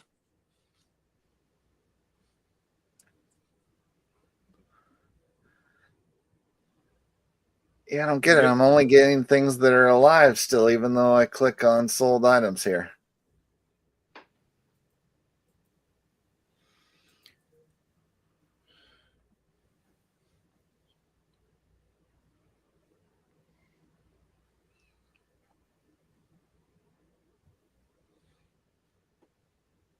That's frustrating.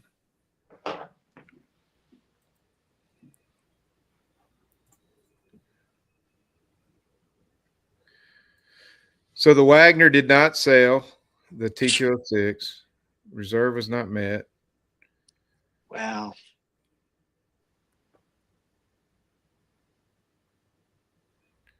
Wow.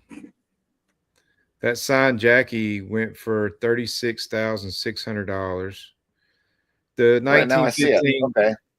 I selected highest price, and that's the highest price thing that has actually sold is that Wow. mantle. That's insane. The That Cracker beat the Jack Honus Wagner went for 19,520. what, the 1915? I mean the 15. Yeah. The mantle sign. Look at that, Brett. Oh, Jesus. Yeah. You want to bring that up? Yeah, yeah. I know what you're about to say on this one too. It's very similar to the other one. I don't think I killed this one as much. I don't remember. Tony, you may remember more than me, but I know a few of these 75s got me up in an uproar. And I think that one had a touch on one of the corners. Might be one of the bottom ones. yeah, like a print defect. I remember seeing. And you can't find a Brett without a print defect. Nat Turner's been trying to find a perfect one for a decade now.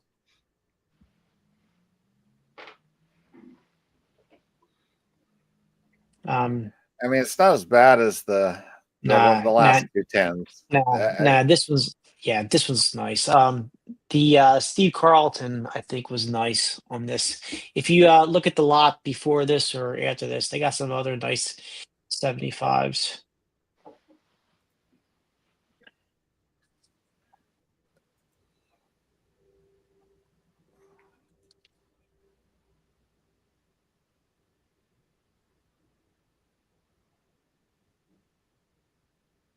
And the ounce sold for 41,480. Oof. And the Reggie for 93,900. That's insane. Congratulations, TJ. Makes me want to break out my own Reggie card and do a comparison, but I won't. Hope the buyer's happy. I know the seller is. Yeah, definitely. Even Burt Blyleven went for 24,400. Wow. Yeah, this one I think was a nice one. This was one of the true, cards worthy of the gem mint grade. Bert be home by 11. Mm-hmm. Yeah, I think I'll take my SGC 7.5 up there for $20. Yeah, that's a no-brainer to me. Yeah, that's signed 60. Maybe it was 25 even. So yeah, somebody got that signed 1960 Clemente for $12,000. Somebody asked if the Ditka card closed. I'm not no, I didn't see it in the closed list. It was still in the open. Yeah, let me bring that up. What did that blue E90-2 Wagner, scroll back up, go for? Yeah, that one, that 4. Dang. 82,960. That's a That's solid right there. Guys, they're going to need to jump off, if that's okay. All right, Rick. Well, Thanks. thanks for joining Hey, us. Rick. Tony, we're going to see all you guys at the National, right? Yes, sir. All right. For sure. Can't wait. Another month, huh? Yeah. We're closing in on it. I know. Hey, thanks. Thanks, John. Nice to Thanks for see you, coming Rick. on. All right. Yeah. Take care. All right. Anything else we want to peek at before wrapping things up? Did anyone in the chat win anything? Let me see if I won. So I did win lot 104. I've always liked this card. It's a common, but it's a Cracker Jack. It's a 1914 Cracker Jack. Walter Blair. I just like the image of it. It ain't you. You're going to scroll way down. It was only $400. So now it's as highest priced. What the hell? lot 104. And I won the Rockford Peaches. Congratulations. Thanks for telling me about that, dude. That's awesome. Yeah, so I got that. I just really like the image of that. Yeah, it's a cool shot. That picture right there could be a today's player, you know? Got the wrinkled up jersey. It's 14. So I didn't really comp it out, but $400 I figured wasn't bad. Nice caramel staining. Yeah, I like a little caramel on my cards. Tastes better. Yeah. I mean, definitely Pepino agrees when he licks his cards. They're better with caramel. So, well, you know, I had that raw one, the home run Baker had caramel stains, and that's the first thing when I got it. I took it out of the sleeve and smelled it just to see if I could still smell the Cracker Jacks on it. Nah, it was too old. No Cracker Jack smell left on those things. Oh yeah, you typed in Dick as the 170K. What the heck? Yeah, that's. Did someone say Ditka? Ditka. Ditka. What if we had a whole team of nothing but Ditkas? You think we could have beat the 27 Yankees? Go undefeated. Yeah, we're going undefeated. Oh! Even with mini Ditkas.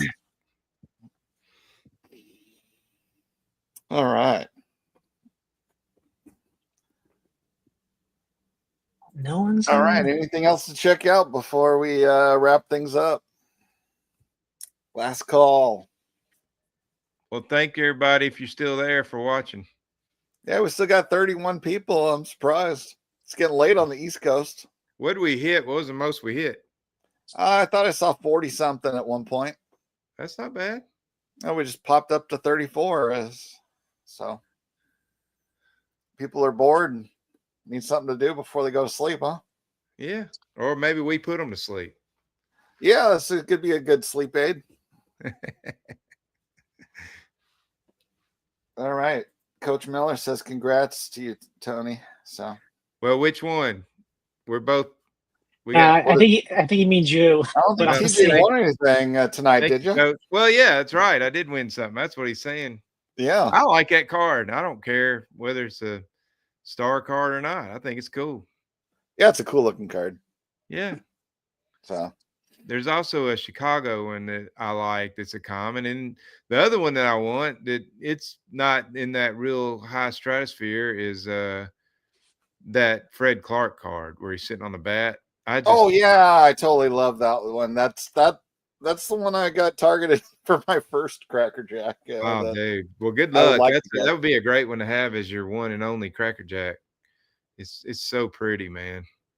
So. Yeah, that's where I was watching in this thing actually. They had a Fred Clark that was a 1914, but it had a snip off the corner. That one was in this. It had a snip. Yeah. And I want it to be a whole card, and I don't care about 1914 versus 15. So Yeah. I didn't want to pay extra for a 14 really when it's trimmed or Yeah. snipped off. I'm not big on the 14 tax myself. I'm fine with the 15. Me But, too. I Me think the other too. one I like is Harry Hooper. It's Yeah, I like that one too. same photo that's used like on his 1916 or 17 photo cards. All those ones where there's a few different Genesis. backs. Yeah, the M101 4s and 5s. Yeah. Mm-hmm. Well, The M101 Sporting News Supplement Shoeless Joe is at $33.50 current bid. that's not bad. I almost bought one of those last year at the National. I wish think they it was, had. Sorry, I Tom. think it was like $5-6 grand. But And I'm sure it wasn't as trimmed as this one, even though I still love it. I really don't care if it's trimmed or not. I mean, it's just, yeah, that one I'm honestly not sure if it's trimmed. It just has a big wreck on the right side of it. I don't think it's slabbed very Oh, well. okay. Let me take a look because it says It authentic does, authored. Yeah, does but seem, if it was trimmed, yeah, it's probably trimmed up the left side. It looks a little crooked. But there's not a lot of the card missing, or you wouldn't see the logo and stuff. it's crooked in the slab, so it makes it hard to tell if the card's it was. actually They probably banged it on the corner on purpose to do that. crooked. I mean, it's not straight any side you look at, so it's really hard to tell, and it's ripped a little bit there, but We didn't talk about this one Babe Ruth card. I thought Rick was going to touch upon it. Lot 6, the National Caramel. No. See, I don't know if he's on it or not, but it was lot 345. Yep, I saw that one too. The V122. Yeah, Williams. I have. Yeah, the Willard. Yeah, I have the V100 1923 at Cobb, and Yeah, because that's a pop 24. yeah, and the reason I know about this set is because my son, they had the two rowers, and one of the rowers in the 24, because the 24 set was all sports. It wasn't just baseball. And in 1924, they had Grace Kelly's father. He was a part of a two-man crew rowing boat, and I lost that at auction. I don't know if it was Sterling or one of those smaller houses, but it was a really cool card. But someone just kept bidding and bidding. But it was like this card, but it was landscape format. So this is pretty cool.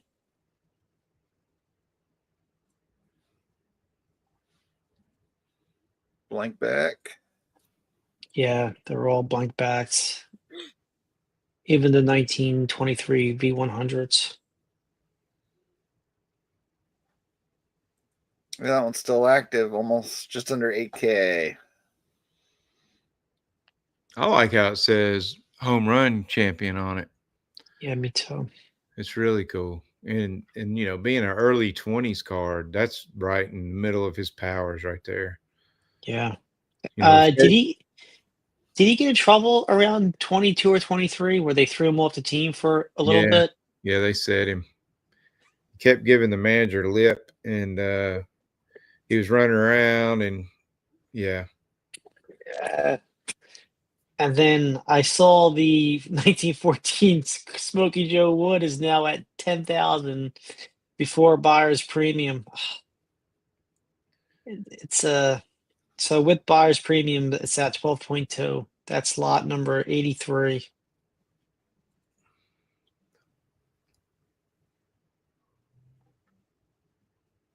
$12.2, and it's still active. It's still 20 minutes now on its timer. And honestly, the one that Doug beat me for last time, I think looked just as good, probably better, I think, than this one. And that might have been a 2.5 or something. There's a Jim Mint Steve Carlton's still up for bid right now. Gem Mint 10. Is that the 75? Yeah, the 75 Registry mint. folks are still going nuts for that one, huh? It's only 4,200. Why is that one so much cheaper than all the other PSA 10s? And I looked at that, and that was actually a pretty good one. If that was regraded today, I think it would get at least a 9. But That's why a is that one nice so one much cheaper than the Brett and that? because Because it's Brett's Steve a rookie Carlton. card. Still, though, Yeah, he's a Hall of Famer. nah, because like the Reggie. I mean, Reggie's not the rookie card, but it's just the popularity. No one appreciates the first pitcher ever to win 4 Cy Young awards. Yeah, He gets no love anymore. but PSA 10s are selling for astronomical prices, even dudes you've never heard of. Let me take a look at the pop and see if that's the reason why. I got Gem Mint open Yeah, does here. it have more 10s than other ones?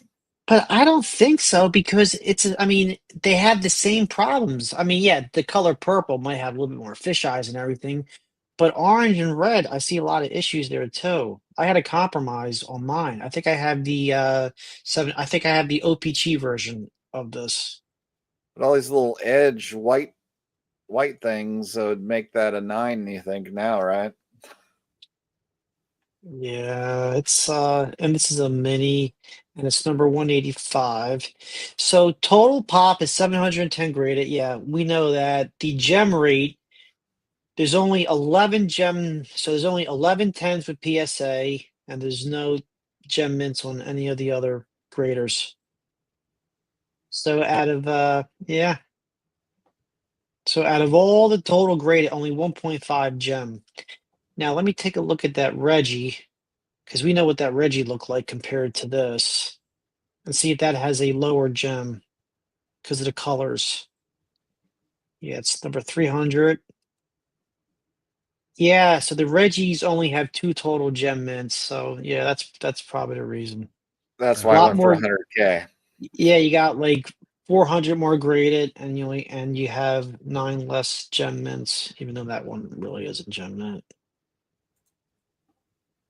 But sometimes the Carlton cards go for more, Tony. When I was at what's the Denver auction house? Colorado, Mile Mile High. High. Yeah, Yeah. when I won the 2 1980 Topps Pepsi cards, I tried to get that Carlton hard, and the Carlton went. I mean, yeah, it was a sheet cut 9, but that Carlton went for a lot more than the other players. I think only Brett. I think only Brett might have beat him in the sold price. You want to see a card right now that I think is breaking records? Go to Mhm. lot 19, Wagner. It's unreal. Today, when I looked this up, it's probably 12 o'clock. It was at 62,000. It's at 136,000. The comp on that is probably around 90. And that's a pop 70. So yeah, it's not rare, but there's not a lot of them. But that is 136,000 right now. So, if I'm on gem rate, I go Wagner, and what's the PSA 2. number? No, no, no. What's the designation? What's the Jefferson verdict designation on it? I'll just put tip top. It is D322. E322 right there, yeah. So for this one, there's only I see 30. No, this is 1947. I don't want 1947. I want the 1910. So, like you said, 70 graded, 37 PSA, 33 SGC. So it's pretty much across the board. I'm just wondering if the pop is less than what it really is because of all the crack and recrack, Could be, but it ain't gonna be a whole lot. resubbing. Nah, but I mean, and the reason is I don't see a lot of these. I mean, I see them at auction, obviously, but I really don't see too. It's like the same ones over and over. I see at auction. I don't see too many different ones. So maybe Yeah, people are just holding them because it's a yeah, beautiful card. it is. Uh, I just shocked at how much it went up since this today. So somebody's after it big time. and Tip Top was around for a long time too. So that SGC 8 33 Gaudy Ruth is up to 269,000. And another interesting Ruth is Lot 6. Yeah. It's a National Caramel Ruth. It's a Pop 23, and this one that is a one really sold, didn't it? no. It's got 9 minutes left. Oh, It's a really pretty card. Is what, that? Oh, it's 1921? Yeah, it's a no. Yeah, it's not. It's a E220. Yeah, National those Caramel. are rare sets. So that's maybe what, somewhere around 50 pop, somewhere for that. That one's a Pop 23. Oh, it's even lower. Yeah, Because that's where I've got the Hornsby of that set. That's like 30 something. yeah. That's a really early Yankees Ruth card right there. that's the exhibit photo too, right? Yeah, I think there is one. Yeah. So that's like his first year. Yeah, because the exhibit, I think, it's like a 1920, right? Yeah, That was his first yeah, year with the Yankees. Do you yeah. guys Yeah. know the whole history about National Caramel, American Caramel? Well, aren't they This, right down the street from each other? yeah, they split off or something. Hershey started them, and Hershey was they didn't think the future of candy was caramel. They wanted to stick with chocolate, so they sold off the caramel business, and then that split into national and American, and they were doing well up until the late 20s, and then just chocolate took over everything, and that's why you saw the cards ended, and both of the companies ended up going bankrupt. Wow. That, yeah. When did Reese's Peanut Butter Cups come in? Because that's what I like. How could we not have a Reese's peanut butter cup card? I Yeah, don't I remember know. Let's go. that. That was my favorite. Still is. That's my favorite chocolate. That's my Yeah, favorite candy. me too. That and the Pine Brothers cough drops. I used to go crazy eating those. Like, So the 1914 Cracker Jack Shoeless Joe is at 137,000 now, and it just got another bid. So, and now the bids on those are at $10,000 increments. So if you want that one, you're making a big jump. so we got 26 folks watching this because I did put one bid. I had two bids on this auction. Kept quiet. I got outbid on one. You want to take a quick look at them? Sure. Yeah. Yeah, I was keeping coy about it, but it really didn't do much. So the first one was lot number, let me here we go. It's look up 1959 Sandy Colfax. It's still active. And it's a ticket and a photograph combo lot, and it's actually a pretty damn good price. I'm thinking about going at it again. So it's from his first of his two career 18 strikeout games, Yeah. and you know me, I love anything picture of Colfax where he's holding the ball. I mean, Yeah, that's true. Like the I mean, Retorado. I think it's behind my. I think the one I have is behind my Reggie up there, and yeah, that's just gorgeous. So he had two career 18 strikeout games, as folks might be aware, and this is before Colfax became Colfax. This was just a wild thrower. Didn't have the mechanics. 1959, yeah. Yeah, but he started to show promise, and then when the spring training of 1961 is when the catcher told him, "Hey, just don't try to throw as hard," and it worked. Genius. Yeah, right.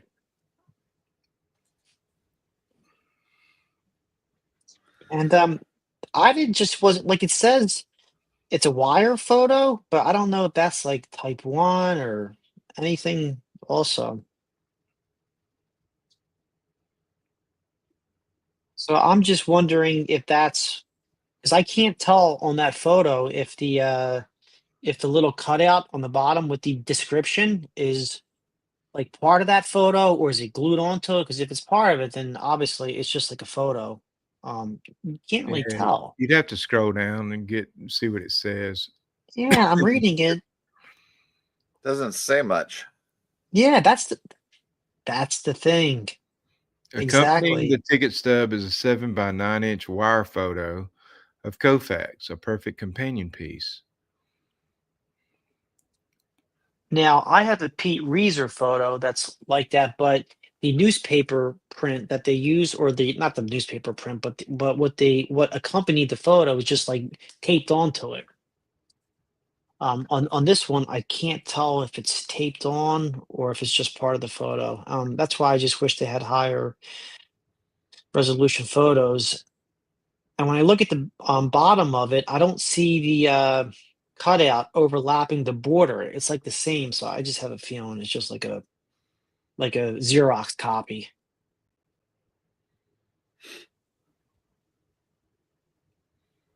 All And right. on the yeah, it's just pretty cool. If you're a Sandy Colfax fan, you're getting the ticket, and it's got a little snippet of the newspaper article on the back.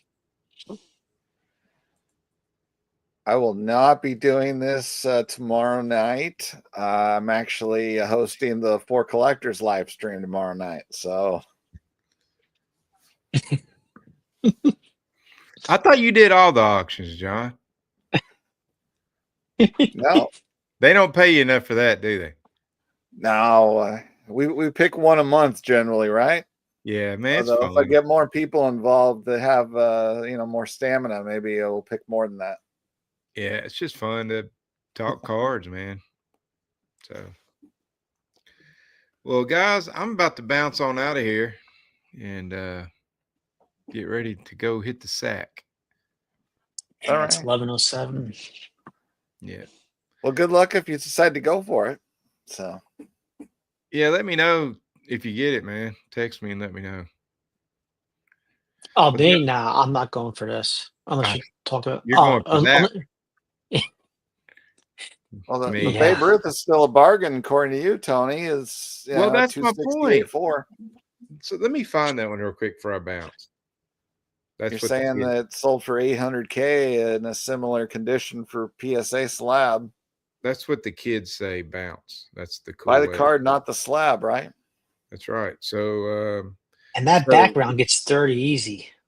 so this PSA 8 sold in May of 2022. Let me pull up the big image.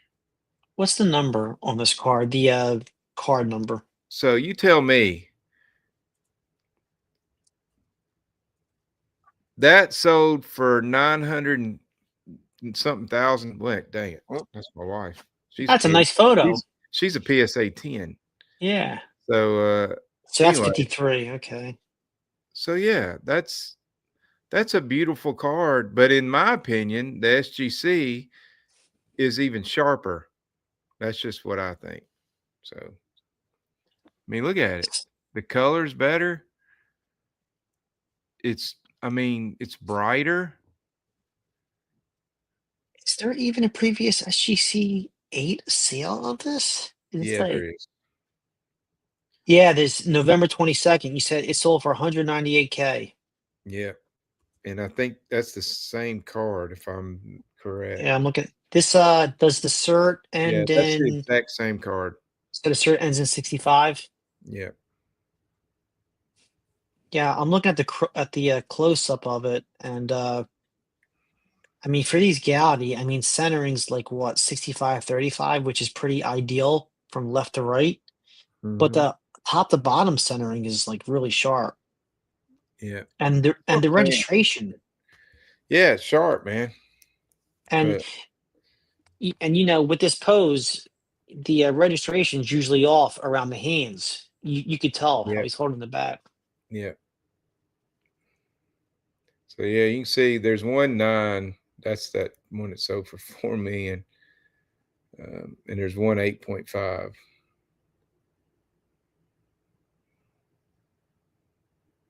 Yeah, 822, 942. Oh, that's a huge jump from I'm 2019. telling you. Yeah. I don't know what happened there. They're both on memory Both lane. memory lane. Is it the same card even? No, they're not. I looked. They're Oh. different. Well, I got outbid, so I'm not putting another bid in for my last item. I think you'll like this, Tony. Just this is the last one, I promise. Lot 742, 1951 Mickey Mantle.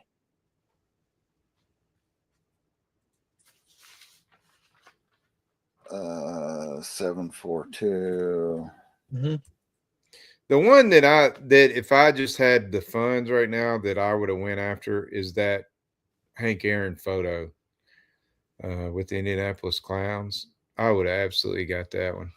Oh, dude, is that the when he got hurt? And the ticket stub. Wow. I was hoping this would stay under 2,000 with buyer's premium and everything, but because you got DiMaggio, you got Mantle, you got Mantle's one of the greatest what if stories, obviously. Yeah. Even though he put up monster numbers for Yeah. 2 bad knees, and they said he ran like a deer before Yeah, that he's got the injury. fastest. His home to first was faster than Bo Jackson. Yeah. So he's one of the fastest guys in the history of baseball from home to first base.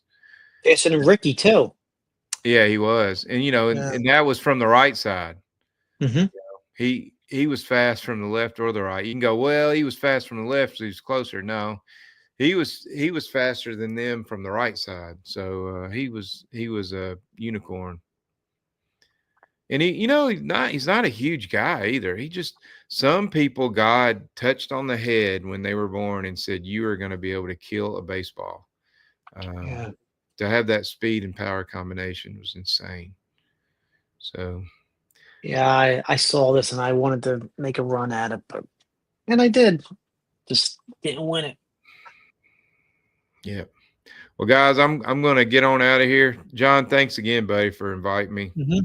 All right. Yeah. Thanks to both of you for joining me. And thanks everybody who stuck around still, the 23 people. So everybody, thanks for watching. And yeah, we'll see you next time once we pick which auction we're doing. Yeah. So Happy collecting. see y'all later. See you. Bye, See you.